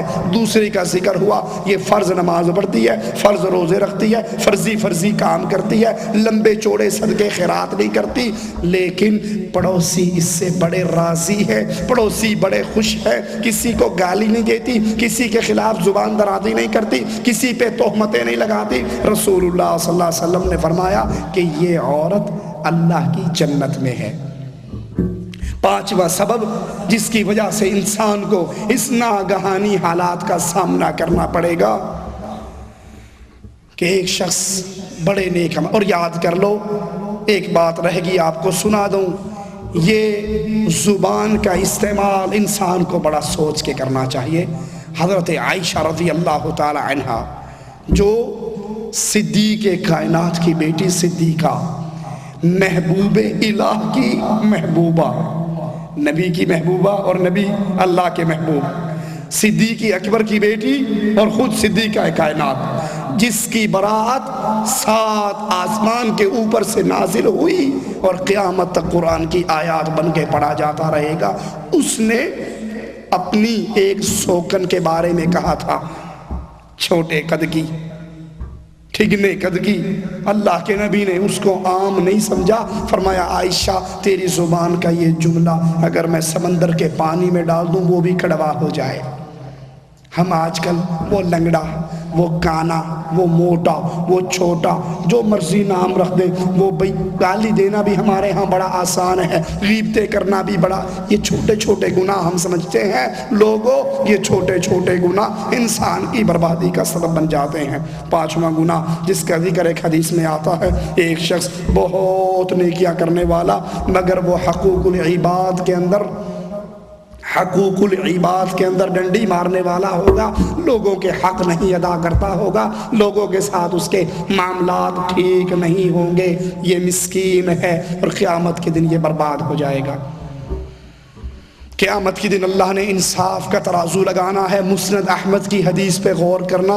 انسان اور جن کو تو دوبارہ اٹھایا جائے گا نا جنت یا جہنم کے لیے، لیکن جانور تو دوبارہ نہیں اٹھائے جائیں گے. جانوروں کے لیے تو جنت جہنم کا کوئی چکر نہیں.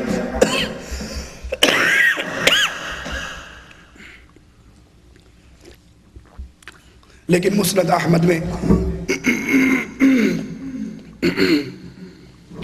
رسول اللہ صلی اللہ علیہ وسلم کا فرمان ہے، اللہ دو بکریوں کو اٹھائے گا. اللہ اکبر.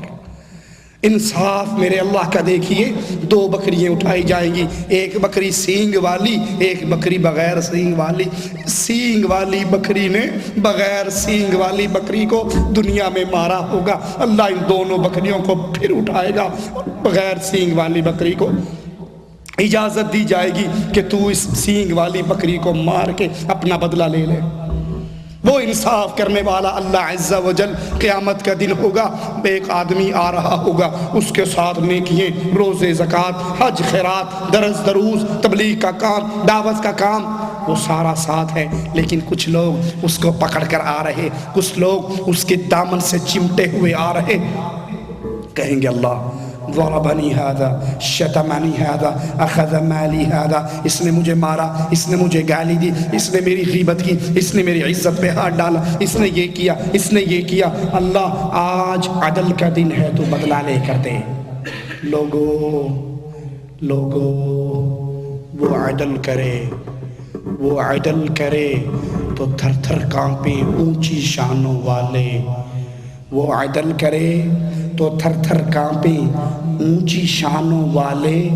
وہ رحمت کرے تو بخشے جائے مجھ جیسے منہ کالے. وہ عدل کرے. رسول اللہ صلی اللہ علیہ وسلم اسی لیے فرمایا کرتے تھے، اللہ کے پیارے حبیب، کہ میں رسول اللہ ہوں، اللہ کا نبی ہوں، لیکن میں نہیں جانتا قیامت کے دن میرے ساتھ کیا ہونے والا ہے، تمہارے ساتھ کیا ہونے والا. یہ حشر کا میدان ہے، یہ اللہ کے دربار میں پیشی ہے. اب وہ چل رہا ہے، نیکیوں کے انبار ہے. کچھ لوگوں نے اسے پکڑا ہوا، اللہ کے دربار میں پہنچیں گے. اللہ کہے گا تو نے اس کو گالی دی تھی نا، وہ گالی دے کے بھول گیا، وہ گالی دے کے بھول گیا. احصاہ اللہ، اللہ نے اس کا احصاء کر لیا، اللہ کے ہاں وہ نوٹ ہو گئی. وَنَسُوا، یہ کرنے والے بھول گئے. کسی کو ماں کی گالی دی، کسی کو باپ کی گالی دی، کسی کو کوئی گالی دے دی، مذاق میں گالی دے رہا ہو، فلاں کا بچہ اور فلاں کا بچہ، جانوروں کے نام پہ اس کے باپ کا. رسول اللہ صلی اللہ علیہ وسلم نے فرمایا لعنتی ہے وہ شخص، لعنتی ہے وہ شخص، ملعون ہے وہ شخص جو اپنے ماں باپ کو گالی دے. صحابہ کرام حیران ہو گئے، اے اللہ کے نبی، کیا کوئی اپنے ماں باپ کو بھی گالی دے گا؟ فرمایا یہ کسی کے ماں باپ کو گالی دیتا ہے، کسی کو کہتا ہے تو فلاں کا بچہ، تو فلاں کا بچہ، تو کافر کی اولاد، تو بے ایمان کی اولاد، تو منافق کی اولاد. یا جانوروں کے نام پہ کسی کو کتا کہہ دیا، کسی کو سور کہہ دیا، کسی کو خنزیر کہہ دیا. یہ گالیاں اس نے اس کے باپ کو دی، اس نے جواب میں اس کے باپ کو گالی دے دی.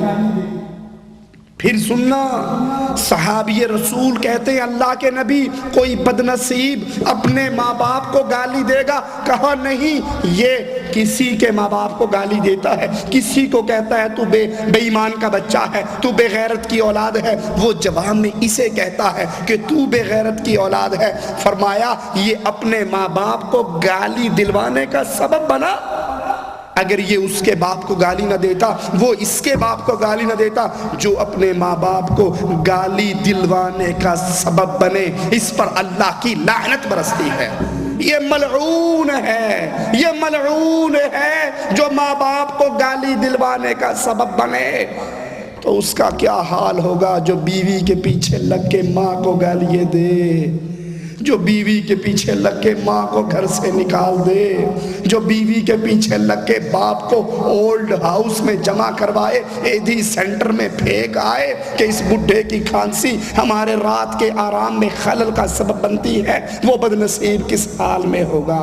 مسکین آ رہا ہے، اللہ کے نبی پوچھتے ہیں صحابہ سے مسکین کون ہے؟ فرمایا یا رسول اللہ صلی اللہ علیہ وسلم جس کے پاس درہم نہیں، دینار نہیں، مال نہیں، یہ مسکین ہے۔ فرمایا نہیں میرے صحابہ، یہ مسکین نہیں ہے، یہ دنیا میں مسکین ہوگا، قیامت میں مسکین وہ ہے جو انسان نیکیوں کے انبار لے کے آئے گا، کچھ لوگوں نے اس کے دامن کو پکڑا ہوگا، وہ کہیں گے اللہ اس نے مارا تھا، گالی دی تھی، غیبت کی تھی، چغلی کی تھی، لڑوایا تھا، عزت پہ ہاتھ ڈالا تھا، قرضہ دبا لیا تھا، ادھار مانگ کے کھا گیا تھا، میں بہن ہوں، میری زمین باپ کی طرف ماں کی طرف سے آتی تھی، بھائی ہضم کر گیا تھا، اللہ بدلہ لے۔ اللہ کہے گا دے ان بندوں کو بدلہ، وہ کہے گا اللہ زمین چھینی تھی، دنیا میں ہوتا زمین دے دیتا، پیسے چھینے تھے، دنیا میں ہوتا پیسے دے دیتا، جو کچھ معاملہ تھا اب تو میرے پاس کچھ نہیں۔ مالک کہے گا یہ نیکیوں کے انبار تو لے کر آیا ہے، نماز اس کو دے دے، روزہ اس کو دے دے، حج اس کو دے دے، زکوٰۃ اس کو دے دے، صدقہ و خیرات اس کو دے دے، درس کا ثواب اس کو دے دے، سنت پہ عمل کرنے کا ثواب اس کو دے دے، ثواب بٹ جائے گا۔ بدنصیب کچھ ایسے بھی ہوں گے ساری نیکیاں بٹ گئی، سائل کھڑے ہیں، مالک کہے گا ان کو بھی بدلا دے، وہ کہے گا اللہ کہاں سے دوں، اب تو ثواب بھی نہیں رہا، اب تو نیکیے بھی نہیں رہی، وہ بھی بٹ گئی، اب کہاں سے ان کو راضی کروں؟ مالک کہے گا فرشتوں جن کا حق اس نے مارا ہے اس کے پلے کی نیکیاں ختم ہو گئی، دیکھو ان کے لسٹوں میں جو گناہ ہیں وہ سارے گناہ اس حاجی صاحب کے سر پہ لاد کے اس کو جہنم کے حوالے کر دو، ان کو گناہوں سے پاک کر کے جنت کے حوالے کر دو۔ ارے بھائی قیامت کے دن ناکامی کے اسباب، دنیا میں حقوق العباد مارنا، بہنوں کا حق مارنا، پڑوسی کا حق مارنا، لوگوں کو گالیاں دینا، لوگوں کی غیبتیں کرنا، لوگوں کی چغلیاں کرنا، لگائی بھجائی کرنا، اس کی شکایت اس کو لگائی، اس کی شکایت اس کو لگائی، دونوں کو آپس میں لڑا دیا، یہ اتنا گندا عمل ہے کہ قیامت کے دن انسان کی بربادی کا سبب بن جائے گا۔ اللہ اکبر۔ چھٹا سبب حدیث میں آتا ہے، رسول کریم صلی اللہ علیہ وسلم فرماتے ہیں میری امت کے کچھ لوگ قیامت کے دن آئیں گے، سننا اے لوگو، اللہ کے لیے سننا، یہ زندگی پتہ نہیں کب ختم ہو جائے، اللہ سب سے پہلے سنانے والے کو عمل کی توفیق عطا فرمائے۔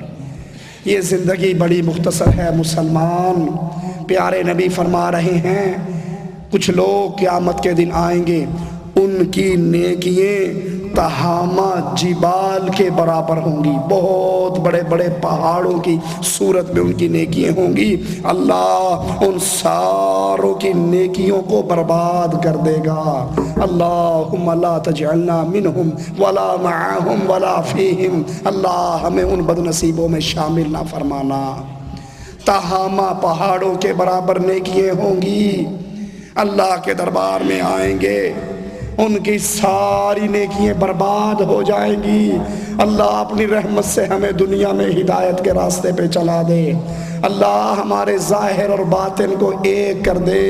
ان کا گناہ کیا ہوگا جن کی نیکیاں پہاڑوں کے برابر اور اللہ کے ہاں وہ ریت کے ذروں کی طرح ضائع اور اڑا دی جائیں گی۔ ان کا سبب کیا ہوگا؟ بظاہر وہ بڑے نیک ہوں گے، لوگوں کے سامنے ان کی داڑھیاں بڑی لمبی، ان کی شلواریں ٹخنوں سے اونچی، وہ گترا رکھنے والے، وہ نیکیاں کرنے والے، وہ بشتے پہننے والے، وہ لوگوں کے سامنے متقی پرہیزگاری کی تصویر بنے ہوئے ہوں گے۔ اور جب اکیلے میں ہوں گے، جب تنہائی میں ہوں گے، جب کہیں کوئی دیکھنے والا نہیں ہوگا، تو وہ ہر طرح کا گناہ کرنے والے، بدکاری کرنے والے، ہر طرح کے گناہ کو آسان جاننے والے، جب لوگ دیکھیں تو نیک بن جائیں، جب کوئی دیکھنے والا نہ ہو تو بھول جائیں کہ عرش والا دیکھ رہا ہے۔ وہ لوگ جو بظاہر نیک ہیں، بظاہر نیکی کی دعوت ہے، بظاہر نیکی کا حلیہ ہے، بظاہر نیکی کا لبادہ ہے، اور اندر سے تنہائی کے موقع پہ، خلوت کے موقع پہ، اکیلے ہوتے ہوئے وہ گناہوں پہ گناہ کریں، وہ بدکاری پہ بدکاری کریں، وہ بے حیائی پہ بے حیائی کریں، تنہائی کے اندر گناہ کرنے میں جرت مند ہو جائیں اور بھول جائیں کہ کوئی نہیں دیکھ رہا، عرش والا تو دیکھ رہا ہے۔ ایسے بد نصیبوں کے پہاڑوں کے برابر اعمال کو قیامت کے دن برباد کر دیا جائے گا۔ اللہ ہم نے اپنی ظاہری شکل ٹھیک کر لی، اللہ تو ہمارے باطن کو ٹھیک کر دے۔ اللہ ہمارے ظاہر کو ٹھیک کر دے، ہمارے باطن کو ٹھیک کر دے۔ اللہ اسی لیے رسول اللہ صلی اللہ علیہ وسلم فرمایا کرتے تھے، اللہ ہمیں اپنے ڈر کا وہ حصہ عطا فرما جو ہمارے اور ہمارے گناہوں کے درمیان رکاوٹ بن جائے، حائل ہو جائے۔ عبداللہ ابن عمر رضی اللہ عنہما جنگل میں سے گزر رہے ایک چرواہے کو دیکھتے ہیں، اسے کہتے ہیں، اے بکریاں چرانے والے، ایک بکری مجھے بیچ دے۔ وہ کہنے لگا، میں غلام ہوں اپنے آقا کا، اس کی بکریاں چراتا ہوں، میں کیسے بیچ سکتا ہوں؟ کہا، قل للمالک اکلہ الذئب، جب تیرا سردار تجھ سے پوچھے، جب تیرا مالک تجھ سے پوچھے بکری کم کیوں ہو گئی، اس کو کہنا اکلہ الذئب، بھیڑیا اٹھا کر بھاگ گیا تھا۔ وہ بکریوں کا چرواہا، وہ ایمان کے رنگ میں رنگا ہوا، وہ اللہ کے خوف میں ڈوبا ہوا، جواب میں عبداللہ ابن عمر سے کہتا ہے، وَمَاذَا أَقُولُ لِلَّهِ، اپنے مالک کو تو یہ کہہ کے چپ کروا دوں گا کہ بھیڑیا لے گیا، اور جب اللہ مجھے اپنے دربار میں کھڑا کر کے پوچھے گا تو اللہ کو کیا کہوں گا؟ بڑھیا کہتی ہے، بیٹی صبح ہونے والی ہے، صبح ہونے سے پہلے پہلے دودھ میں پانی ڈال دے، دودھ بڑھ جائے گا، پیسے زیادہ آئیں گے۔ یہ ایمان اور تقوی کی نشانی۔ بیٹی کہتی ہے، ماں کیا تجھے نہیں پتا امیر المومنین عمر ابن خطاب نے منع کیا ہے کوئی دودھ میں پانی نہ ڈالے؟ بڑھیا کہتی ہے، کہاں امیر المومنین؟ یہاں پہ کھڑا ہوا پہرے دے رہا ہے، ہمیں دیکھ رہا ہے، اسے کوئی پتہ لگے گا؟ تو پانی ڈال دے، دودھ بڑھا دے، پیسے زیادہ آ جائیں گے، ملاوٹ کر دے، امیر المومنین نہیں دیکھ رہا، اس کو نہیں پتہ لگے گا۔ یہ ایمان، یہ تقوی، اللہ کا ڈر اور اللہ کا خوف، اللہ تجھے تیرے عظیم چہرے کا واسطہ ایسا تقوی ہمیں بھی عطا فرما دے، ایسا ڈر ہمارے دلوں میں بھی ڈال دے، اپنا ایسا خوف ہمارے خون کا حصہ بنا دے، ہمارے ایمان کا حصہ بنا دے۔ وہ کہتی ہے، ماں اگر امیر المومنین نہیں دیکھ رہا، امیر المومنین کا اللہ تو دیکھ رہا ہے، امیر المومنین کا رب دیکھ رہا ہے، ماں میں وہ کام نہیں کر سکتی جس کام سے اللہ عز و جل ناراض ہوتا ہے۔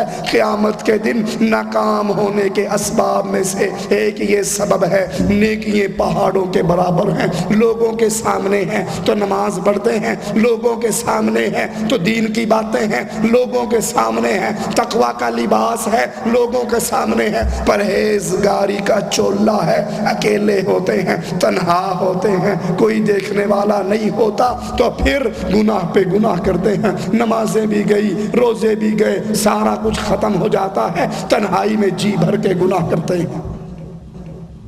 ایک استاد نے اپنے شاگردوں کو ایک پرندہ دیا، مرغی دی مثال کے طور پہ، 5-10 شاگردوں میں بانٹ دی اور کہا جاؤ اس مرغی کو ذبح کر کے لاؤ، لیکن ذبح وہاں پہ کرنا جہاں پہ کوئی تمہیں دیکھنے والا نہ ہو۔ سارے شاگرد چھپ چھپ کے ذبح کر کے لے آئے، کوئی درخت کے پیچھے چھپ گیا، کوئی کہیں چھپ گیا، ایک شاگرد زندہ مرغی کو واپس لے کر آ رہا۔ استاد کہتا ہے تو نے ذبح کیوں نہیں کی، تو زندہ سلامت کیوں لے آیا؟ کہا استاد آپ نے شرط لگائی تھی مرغی وہاں ذبح کرنا جہاں کوئی نہ دیکھ رہا ہو، میں نے جب اس کے اوپر چھری رکھی میرے دل میں فوراً خیال آیا استاد نے کہا تھا وہاں ذبح کرنا جہاں کوئی نہ دیکھ رہا ہو، تجھے تو عرش والا دیکھ رہا ہے، مجھے کوئی ایسی جگہ نہیں ملی جہاں میں چھپ جاتا، میں مرغی زندہ سلامت واپس لے آیا۔ برباد ہو جائے گا وہ انسان جو بظاہر تقوی کا روپ دھارے اور اندر سے بدکار ہو۔ اللہ ایسی دو رخی سے ہمیں معاف فرمائے۔ 7واں سبب، اللہ کی نعمتوں پہ شکر ادا کیا کرو۔ جو اللہ کی نعمتوں پہ شکر ادا نہیں کرتے، جو اللہ کی نعمتوں کا کفران کرتے ہیں، یہ بربادی کی طرف جانے والے ہیں۔ اللہ کی نعمتوں پہ شکر ادا کرو، اللہ کی نعمتوں پہ شکر ادا کرو۔ اللہ کی قسم میں اور آپ اللہ کی نعمتوں کو صرف شمار کرنا چاہیں تو شمار نہیں کر سکتے، گن نہیں سکتے۔ مالک عز و جل نے ہمیں کتنی اپنی نعمتوں سے نوازا ہے، ہم اس کو کاؤنٹ ہی نہیں کر سکتے۔ تو اللہ کی نعمتوں پہ شکر ادا کیا کرو، زبان سے شکر کرو، عمل سے شکر کرو۔ مسند احمد میں حدیث موجود ہے، قیامت کے دن ایک شخص کو لایا جائے گا، سابقہ امتوں کا شخص، اس نے 500 سال گناہ ہی نہیں کیا ہوگا، 500 سال اللہ کی عبادت کی ہوگی، لمبی زندگی پائی، جس کی عبادت کی عمر 500 سال ہوگی۔ اللہ کے دربار میں لایا جائے گا، مالک کہے گا اس نے بڑی، اس اللہ کے سامنے اس کی عبادتیں موجود ہیں، 500 سال کی نعمت نیکیاں موجود ہیں۔ اللہ کہے گا اس بندے کو میری رحمت سے میری جنت میں داخل کر دو۔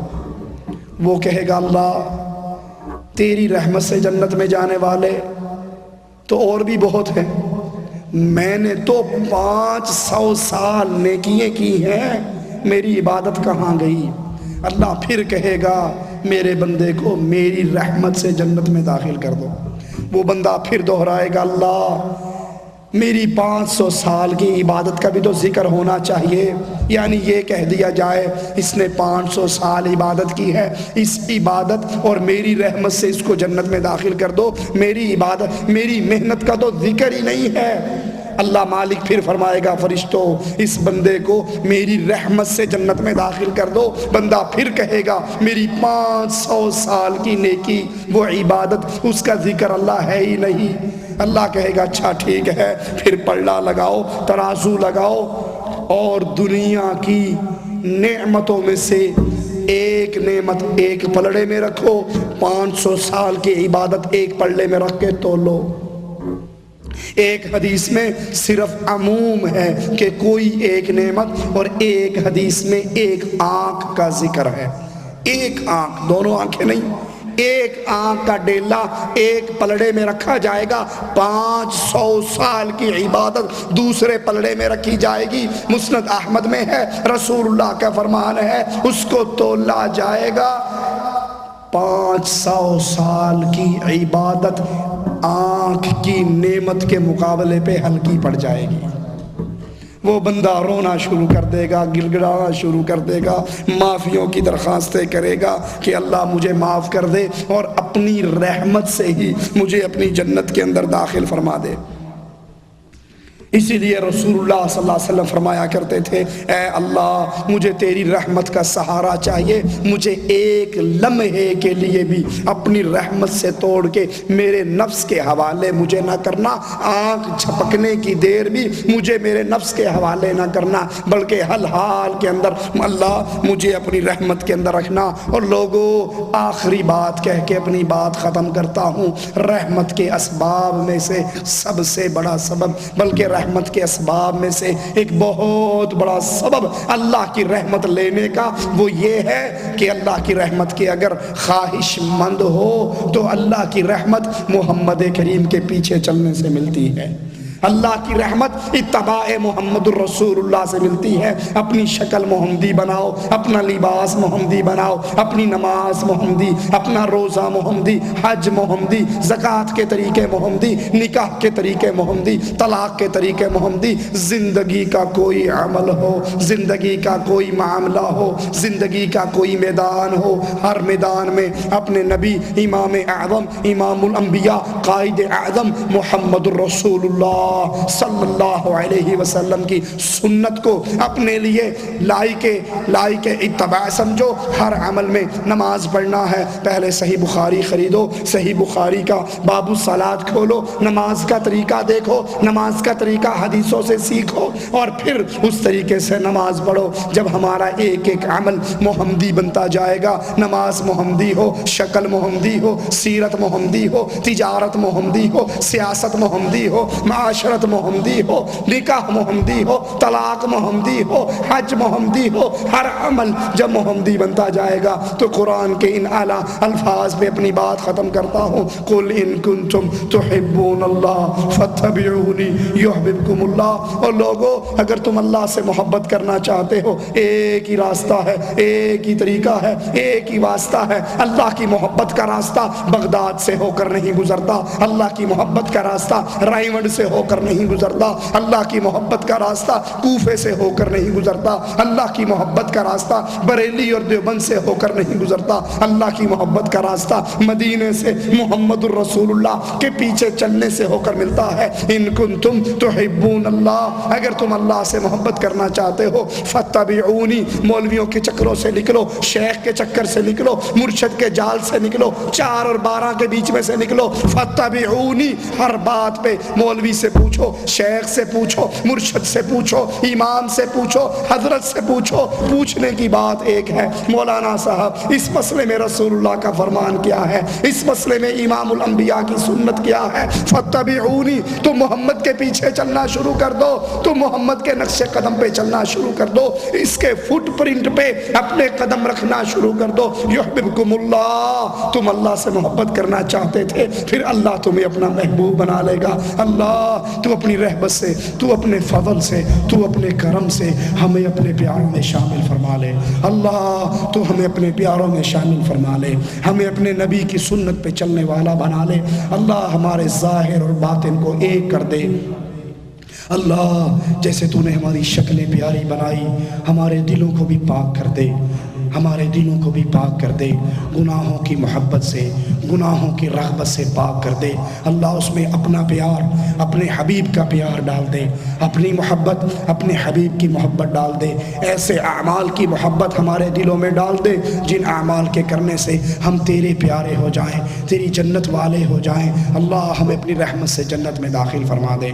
اللہ ہمارے گناہوں کو معاف فرما دے، اللہ ہماری خطاؤں کو معاف فرما دے، اللہ ہماری سیاہ کاریوں کو معاف فرما دے۔ اللہ ہم میں جتنے بیمار ہیں ان کو شفا دے دے، اللہ ہم میں جتنے بیمار ہیں ان کو شفا دے دے، ہم میں جتنے قرضوں میں دبے ہوئے ان کے قرضے۔ تو یہ انشاءاللہ آپ لوگوں کے سامنے پیش کیے جائیں گے۔ اب چند سوالات کی چٹیاں آپ پیش کرو، تو سوالات کے بعد انشاءاللہ انعامات تقسیم کیے جائیں گے۔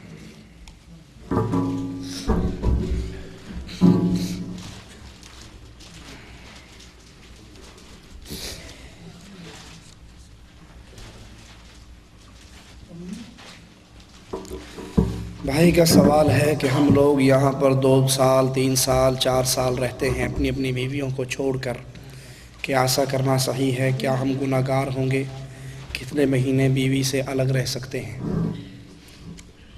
حدیث میں آتا ہے عمر ابن خطاب رضی اللہ عنہ وارضا ایک گلی میں سے گزر رہے اور اندر سے ایک عورت کی آواز آ رہی جو چند اشعار پڑھ رہی تھی. ان کا ترجمہ یہ تھا کہ اگر مجھے اللہ کا ڈر نہ ہوتا تو الاعب خلیلی، میں بھی اپنے کسی خلیل سے، کسی پیار کرنے والے سے کھیل رہی ہوتی، میری چارپائی ہل رہی ہوتی. اب میں اللہ کے ڈر کی وجہ سے اس بدکاری سے رکی ہوئی ہوں. عمر ابن خطاب رضی اللہ عنہ وارضا نے ماجرا تحقیق کی، کیا مسئلہ ہے، پتہ لگا اس کا خامن جہاد کے لیے گیا ہوا. تو امیر المومنین امیر عمر رضی اللہ عنہ وارضا نے قانون جاری کر دیا، اگر کوئی میدان جہاد پہ بھی گیا ہوا ہے تو 4 مہینے کے بعد وہ ضرور اپنے گھر لوٹے، بھلے ہفتہ 10 دن رہے، اس کی خواہشات کو پورا کرے اور واپس چلا جائے.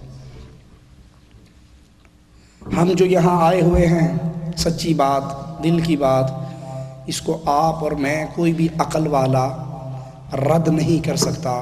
کیوں آئے ہوئے ہیں؟ کیا ہم اپنے گھر میں بھوکے مرتے ہیں؟ ایسی تو کوئی بات نہیں. مزدور دہاڑی کرنے والا، مزدوری اینٹیں اٹھانے والا، بلاک اٹھانے والا، وہ بھی وہاں پہ 100 روپے 150 روپے دہاڑی کماتا ہے. پھر یہاں کیوں آئے؟ وہاں 100 روپے ملتے ہیں، یہاں 60 ریال مل جاتے ہیں.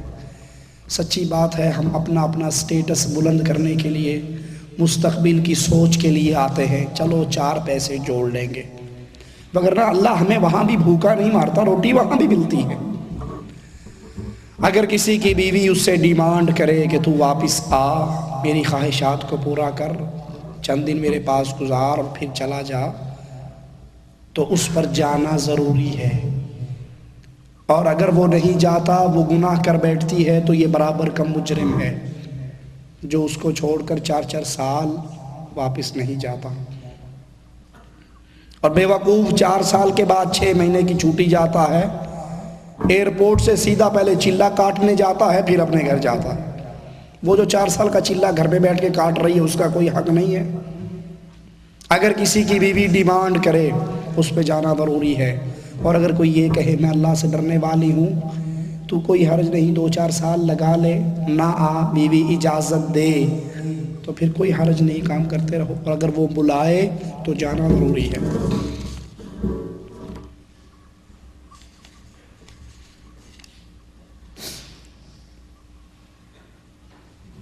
ہمارے ہاں بچے کی پیدائش کے 40 دن بعد چھیلے کی رسم کرتے ہیں.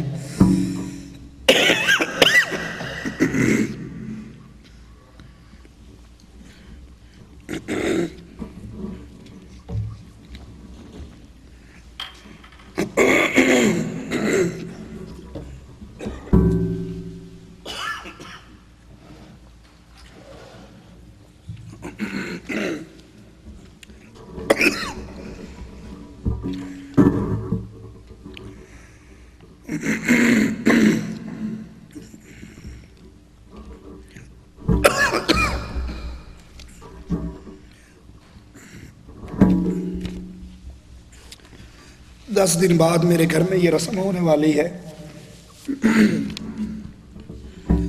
میں نے سختی سے منع کیا لیکن کوئی سنتا نہیں. بچے کی پیدائش کے بعد جب خون آنا بند ہو جائے تو عورت کو غسل کر لینا چاہیے. وہ نماز کا سلسلہ جو اس پہ کٹ گیا تھا وہ دوبارہ شروع ہو جائے گا. لیکن اس پہ خاص کوئی رسم و رواج کرنا، اس کی دلیل قرآن و حدیث سے ہمارے علم میں نہیں. عورت چھیلا نہا لی، اب وہ پاک صاف ہو گئی، وہ اپنی اللہ کی عبادت کے لیے کمر بستہ ہو جائے. جن چیزوں سے اسے چھٹی مل گئی تھی وہ فرائض اس کے دوبارہ شروع ہو گئے. لیکن اس پہ رسم و رواج کرنا، اس پہ فیملی کا اکٹھا ہونا، یہ ہمارے علم میں نہیں. بچے کی پیدائش کے بعد 7ویں دن عقیقہ کیجئے، وہ گوشت غریبوں میں بلائیے، کھلائیے، تقسیم کیجئے، اس پہ فیملی اکٹھی ہو جائے، عقیقے کی سنت ادا ہو جائے، کھانا کھلا کر فارغ کر دیجئے. لیکن چھیلے پہ کوئی رسم و رواج کرنا حدیث ہمارے علم میں نہیں.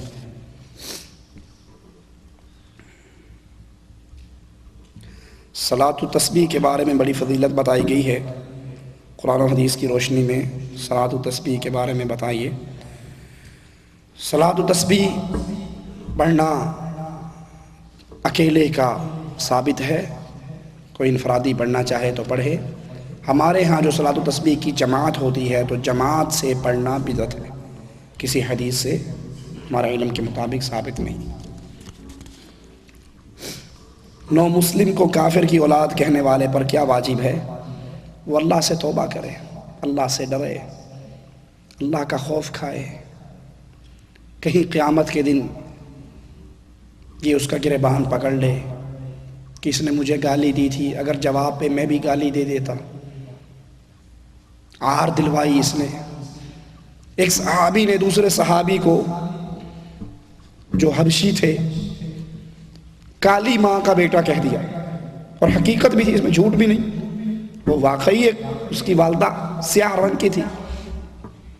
رسول اللہ صلی اللہ علیہ وسلم کے پاس ماجرا آیا، اللہ کے نبی نے اس گالی دینے والے کو، سیاہ رنگ کی کالی ماں کا بچہ کہنے والے کو کیا کہا کہ تیرے اندر جہالت کی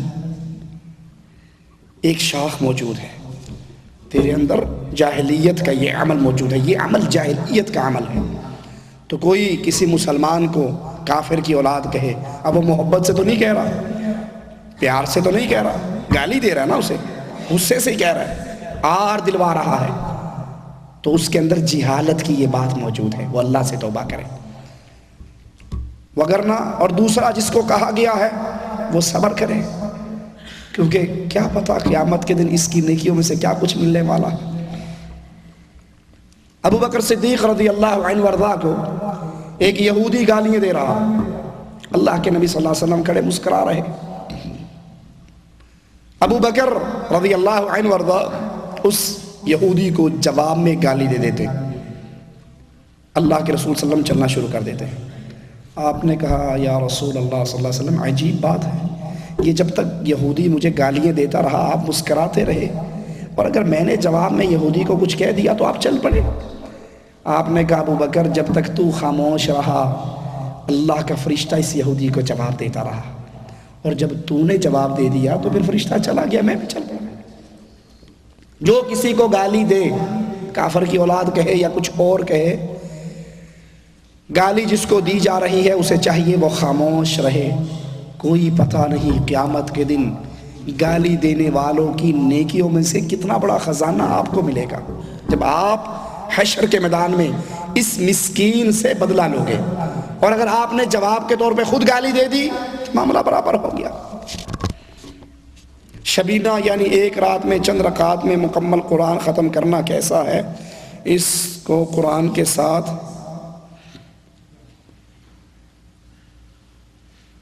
زنا سے تشبیہ دینا کیسا ہے؟ آخری بات مجھے سمجھ نہیں آئی۔ پہلی بات شبینہ یعنی ایک رات میں چند رکعات میں مکمل قرآن ختم کرنا کیسا ہے؟ یہ ہمارے ہاں ہوتا ہے انڈیا پاکستان بر صغیر میں کہ قرآن کے اوپر قاری صاحب شروع ہو جاتے ہیں، ایک رات دو رات کے اندر سارا قرآن پڑھ کے فارغ ہو جاتے ہیں۔ پڑوس کے سارے نمازی، کوئی بیمار ہے، مسجدوں گھروں والے سوئے ہوئے، کوئی بیمار ہے، کوئی تکلیف میں ہے، کوئی دکھ میں ہے، وہ اس کے سپیکر کا شور مستقل سنتے رہتے ہیں اور اس کو کوسنے دیتے ہیں، پتہ نہیں منڈی ٹوٹا کب جان چھوڑے گا۔ یہ عمل سنت رسول اللہ صلی اللہ علیہ وسلم سے ثابت نہیں ہے۔ قرآن عمل کے لیے آیا، انسان کے درجات کو بلند کرنے کا سبب بنتا ہے۔ آپ نے قرآن پڑھنا ہے، 3 دن کے اندر آپ کو اجازت ہے، اللہ کے نبی کی حدیث سے اپنے گھر میں پڑھیے، لیکن کرائے کا مولوی لا کے سپیکر لگا کے ساری رات گاؤں والوں کی نیندیں حرام کرنا، یہ کون سا دین ہے؟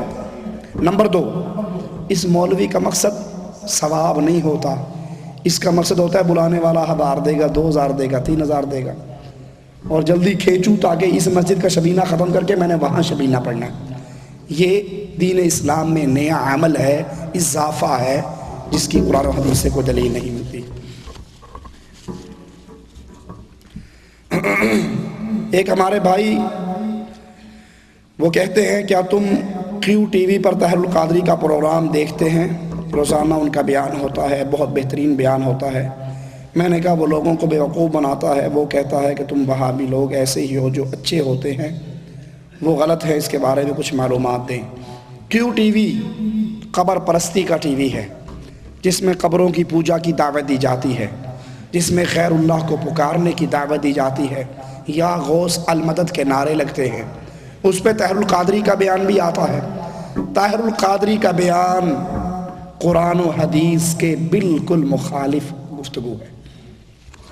میں جذبات میں نہیں کہہ رہا، اس وقت میرے پاس یہاں پر وہ سی ڈی موجود ہے طاہر القادری کی، جس میں لاہور کی مسجد میں وہ معراج کا واقعہ کا سفر سناتا ہے، اور کہتا ہے کہ جب رسول اللہ صلی اللہ علیہ وسلم مسجد اقصیٰ سے نکلے، عرش پہ پہنچے، پہلی بات تو اللہ کے نبی عرش پہ نہیں گئے، سدرۃ المنتہا پہ پہنچے، وہاں سے پھر جہاں تک اللہ نے چاہا لے گیا۔ کسی حدیث سے ثابت نہیں ہوتا کہ اللہ کے نبی عرش پہ پہنچے۔ قرآن کی ایک آیت ہے، اگر اللہ کے علاوہ کوئی الہ ہوتا فَلْيَجِدُوا إِلَىٰ ذِي الْعَرْشِ سَبِيلًا، تو یہ الہ عرش پہ پہنچنے کے لیے کوئی سیڑھی، کوئی راستہ تلاش کر لیتا۔ تو کیا ثابت ہوا؟ جو عرش پہ ہو وہ اللہ ہے، اگر کوئی اور اللہ ہو تو عرش پہ پہنچ جائے گا۔ تو عرش پہ کون ہے؟ صرف اللہ، اللہ کی مخلوق اس سے نیچے ہے۔ طاہر القادری فرماتے ہیں اللہ کے نبی جب عرش پہ پہنچے، سدرۃ المنتہا پہ پہنچے، تو وہ بشریت کا لباس اتار چکے تھے۔ جب عرش سے لا مکان کے لیے چلے تو عرش پہ وہ نورانیت کا لباس بھی اتار چکے تھے۔ پھر خود کہتا ہے تم تو نور و بشر کے مسئلے پہ جھگڑتے ہو۔ اللہ کے نبی اس وقت نہ بشر تھے نہ نور تھے، پھر کیا تھے؟ خود سوال کرتا ہے پھر کیا تھے؟ سدرۃ المنتہا سے چلے تو بشریت ختم، عرش سے لا مکان کے لیے چلے تو نورانیت ختم، پھر کیا تھے؟ پھر پنجابی میں ایک شعر پڑتا ہے، سنیے، میں سناتا ہوں آپ کو وہ کیا شعر ہے۔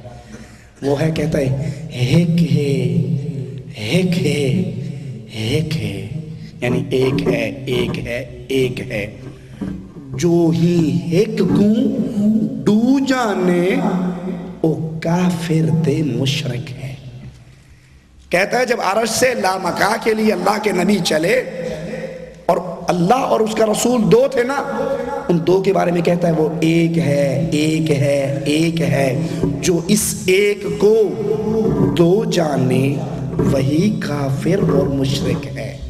جس نے اللہ اور رسول اللہ کو ایک جاننا وہ مسلمان، جس نے کہا کہ اللہ اور ہے رسول اللہ اور ہے وہ کافر اور مشرک ہے۔ اس سے بڑا کافر کوئی اور ہوگا؟ یہ کافر بھی ہے مشرک بھی ہے۔ پھر آگے چلتا ہے، کہتا ہے کہ لامکان سے بھی اوپر گئے، گلی کے نکڑ پہ پہنچے، گھر والے باہر آئے، اللہ نے دروازہ کھولا، محبوب کو اندر داخل کیا، کہا ادھر جلوائے محمد ہے ادھر جلوائے خدا ہے، دونوں مل گئے، خدا نے اٹھ کے دروازہ بند کر دیا۔ کہا اس کے بعد پھر وہ کچھ ہوا کہ لوگوں اس کی تمہیں کوئی خبر ہی نہیں ہے، تجھے خبر شیطان نے دیا کہ وہاں پہ جو کچھ ہوا، جبرائیل نیچے رہ گیا، سب نیچے رہ گئے، نہ قرآن میں ہے نہ حدیث میں ہے، تجھے خبر کس نے دے دی کہ عرش پہ کھڑے ہو کر اوپر لامکا پہ جا کے اللہ اور رسول ایک ہو گئے؟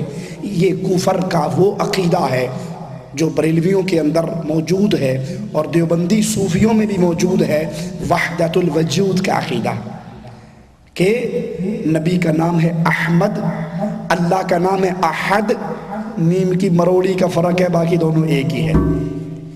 اس کو ایک اور بریلوی پیر اپنی کتاب تذکرہ غوثیہ میں غوث علی شاہ قلندر قادری یوں بیان کرتا ہے کہ جب جبرائیل وحی لینے کے لیے گئے، عرش پہ پہنچے تو عرش پہ خود رسول اللہ وحی کر رہے تھے، زمین پہ جھانکا تو وہاں بھی رسول اللہ بیٹھے تھے، اوپر بھی احد نیچے بھی احد۔ یہ میم کی مروڑی کا فرق ہے۔ یہ عقیدہ کفر کا عقیدہ ہے، یہ عقیدہ بیان کرنے والا کافر ہے، وہ طاہر القادری ہو وہ غوث علی شاہ قلندر ہو۔ جو اللہ کو اور رسول اللہ کو ایک جانے وہ کافر ہے، مشرک ہے۔ قرآن کہتا ہے قل هو اللہ احد اللہ الصمد لم یلد ولم يولد تكاد السماوات يتفطرن منه وتنشق الأرض وتخر الجبال هدا أن دعوا للرحمن ولدا. قریب ہے آسمان پھٹ جائے، زمین پھٹ جائے، پہاڑ ریزہ ریزہ ہو جائے. ان دعوا للرحمن ولدا، انہوں نے اللہ کا بیٹا بنا لیا. اور کیو ٹیلی ویژن پر طاہر القادری اللہ اور رسول کے بارے میں شعر پڑھتا ہے.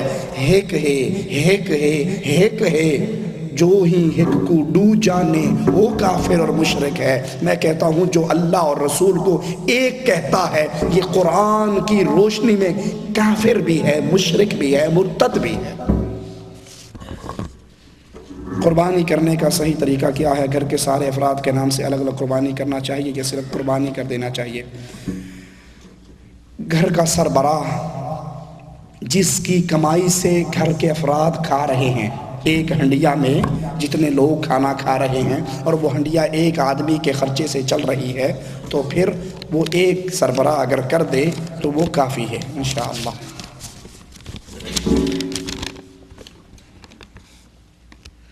کیا بغیر داڑھی کے نماز ہو سکتی ہے؟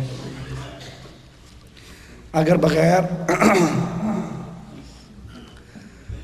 داڑھی شیو کرنے والا گناہگار ہے، داڑھی شیو کرنے والا، داڑھی کاٹنے والا، مونڈنے والا یا چھوٹی چھوٹی رکھنے والا. اصل میں آپ سمجھتے نہیں ہو اس بیچارے کی مجبوری.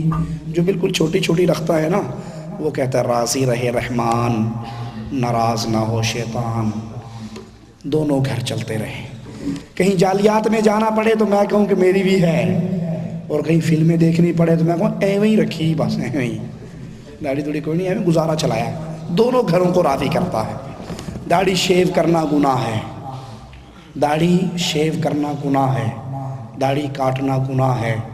یہود و نصارہ اور مجوسیوں کی مشابہت ہے، اس سے بچنا چاہیے.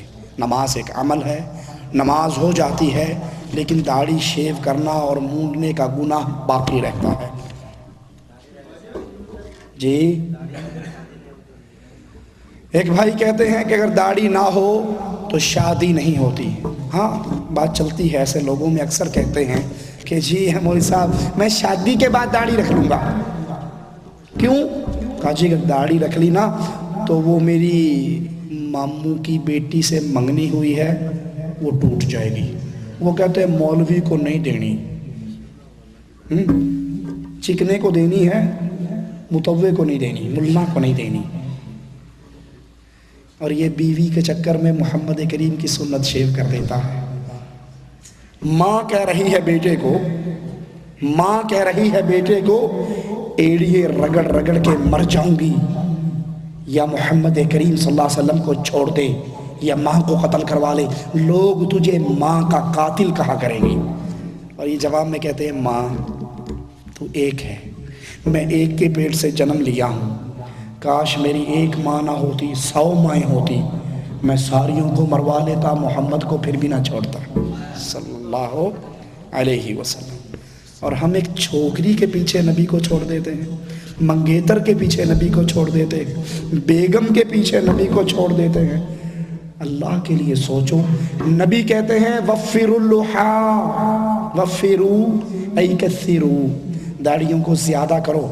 بیگم صاحبہ زوجہ محترمہ کہتی ہے چھیل کے آؤ، چکنے ہو کر آؤ، ہم جیسے ہو کر آؤ. دونوں کھڑے ہوں تو پتہ نہ لگے ہی کون ہے شی کون ہے، حساب کتاب برابر کر کے آؤ.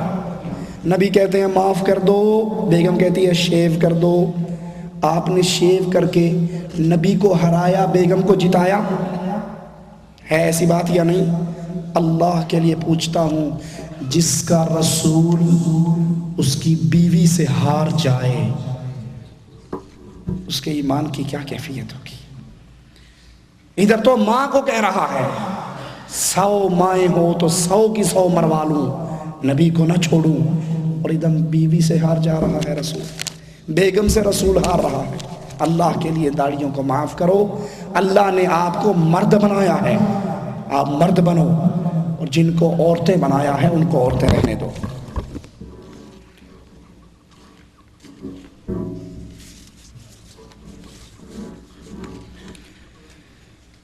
نبی کریم کو وسیلہ بنا کر دعا کرنا جائز ہے؟ رسول اللہ صلی اللہ علیہ وسلم کی ذات کا وسیلہ یا کسی اور نیک شخصیت کی ذات کا وسیلہ بنانا، اس کی تعلیم نہ قرآن نے دی، نہ حدیث نے دی، نہ صحابہ کرام کے عمل نے دی۔ وسیلہ بنانا جائز ہے؟ اللہ کے نیک اسماء و صفات کو، اللہ کے ناموں سے اللہ کو پکارو، اپنے نیک اعمال کا وسیلہ پیش کرو، اپنے نیک اعمال کا وسیلہ پیش کرو، کسی نیک انسان سے دعا کرواؤ، یہ جائز ہے۔ شخصیات کا وسیلہ قرآن و حدیث کی تعلیم کے خلاف ہے۔ جو لوگ جوال سے جوال میں 20 ریال کا 25 ریال ٹرانسفر کرتے ہیں، اس کے بارے میں کیا حکم ہے؟ آپ نے 20 ریال دیے، پیسے پہ جتنا پیسہ دو اتنا ہی پیسہ لینا چاہیے۔ 20 ریال دیتے ہو تو 20 ریال لو۔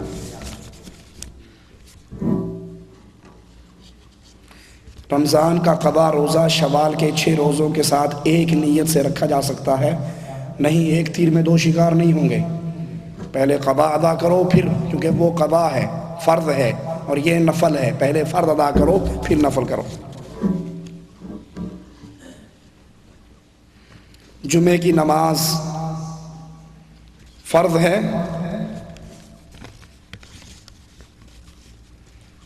جی، رسول اللہ قرآن حکیم کے اندر حکم ہے کہ جب جمعے کی نماز کے لیے آواز دی جائے تو تم پھر نماز کے لیے بھاگو، سارے کام چھوڑ دو۔ تو یہاں حکم ہے، امر ہے کہ جمعے کی نماز کے لیے جب اذان ہو جائے تو سارے کام چھوڑ کر نماز کے لیے آؤ۔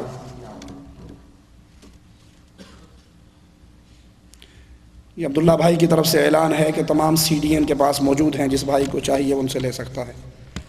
پیری مریدی کیا ہے؟ ہمارے ہاں یہ چلن عام ہے۔ پیری مریدی کھانے کا دھندہ ہے۔ پیر کا گھر تو روشن ہے بجلی کے قمقموں سے، مرید کو میسر نہیں مٹی کا دیا بھی۔ یہ کھانے کے ڈھونگ ہے، کھانے کے طریقے ہیں۔ آپ دکانداری کر کے کھاتے ہو، مولوی مرید بنا کر کھاتا ہے۔ اللہ کے رسول صلی اللہ علیہ وسلم امام اعظم ہیں، قائد اعظم ہیں، ان کے آنے کے بعد کسی اور کا دامن پکڑنا ہمارے لیے ضروری نہیں ہے۔ اور جب یہ بات سنتے ہیں نا مولوی، پتہ کیا کہتے ہیں؟ من لا شیخ لہ فشیخہ شیطان، جس کا کوئی شیخ نہیں اس کا شیخ شیطان ہے، جس کا کوئی پیر نہیں اس کا پیر شیطان ہے۔ تو قادری، نقشبندی، چشتی، رضوی، سہروردی، ان سلسلوں میں داخل ہو جاؤ۔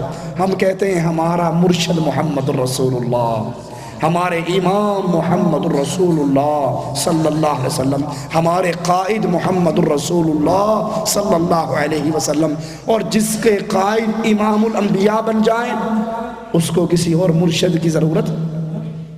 پیر وہ ڈھونڈے جس کو پیر ملا نہ ہو، اور جس کا پیر بلال کا پیر ہو اسے کسی اور کو ڈھونڈنے کی ضرورت نہیں رہتی۔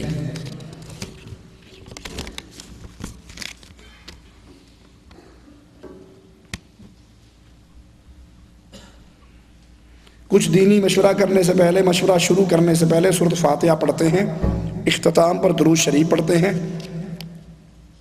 تو کیا یہ مشروع ہے؟ کسی حدیث سے ثابت ہے تو ہمیں بھی بتا دو، ہم بھی شروع کر لیں گے۔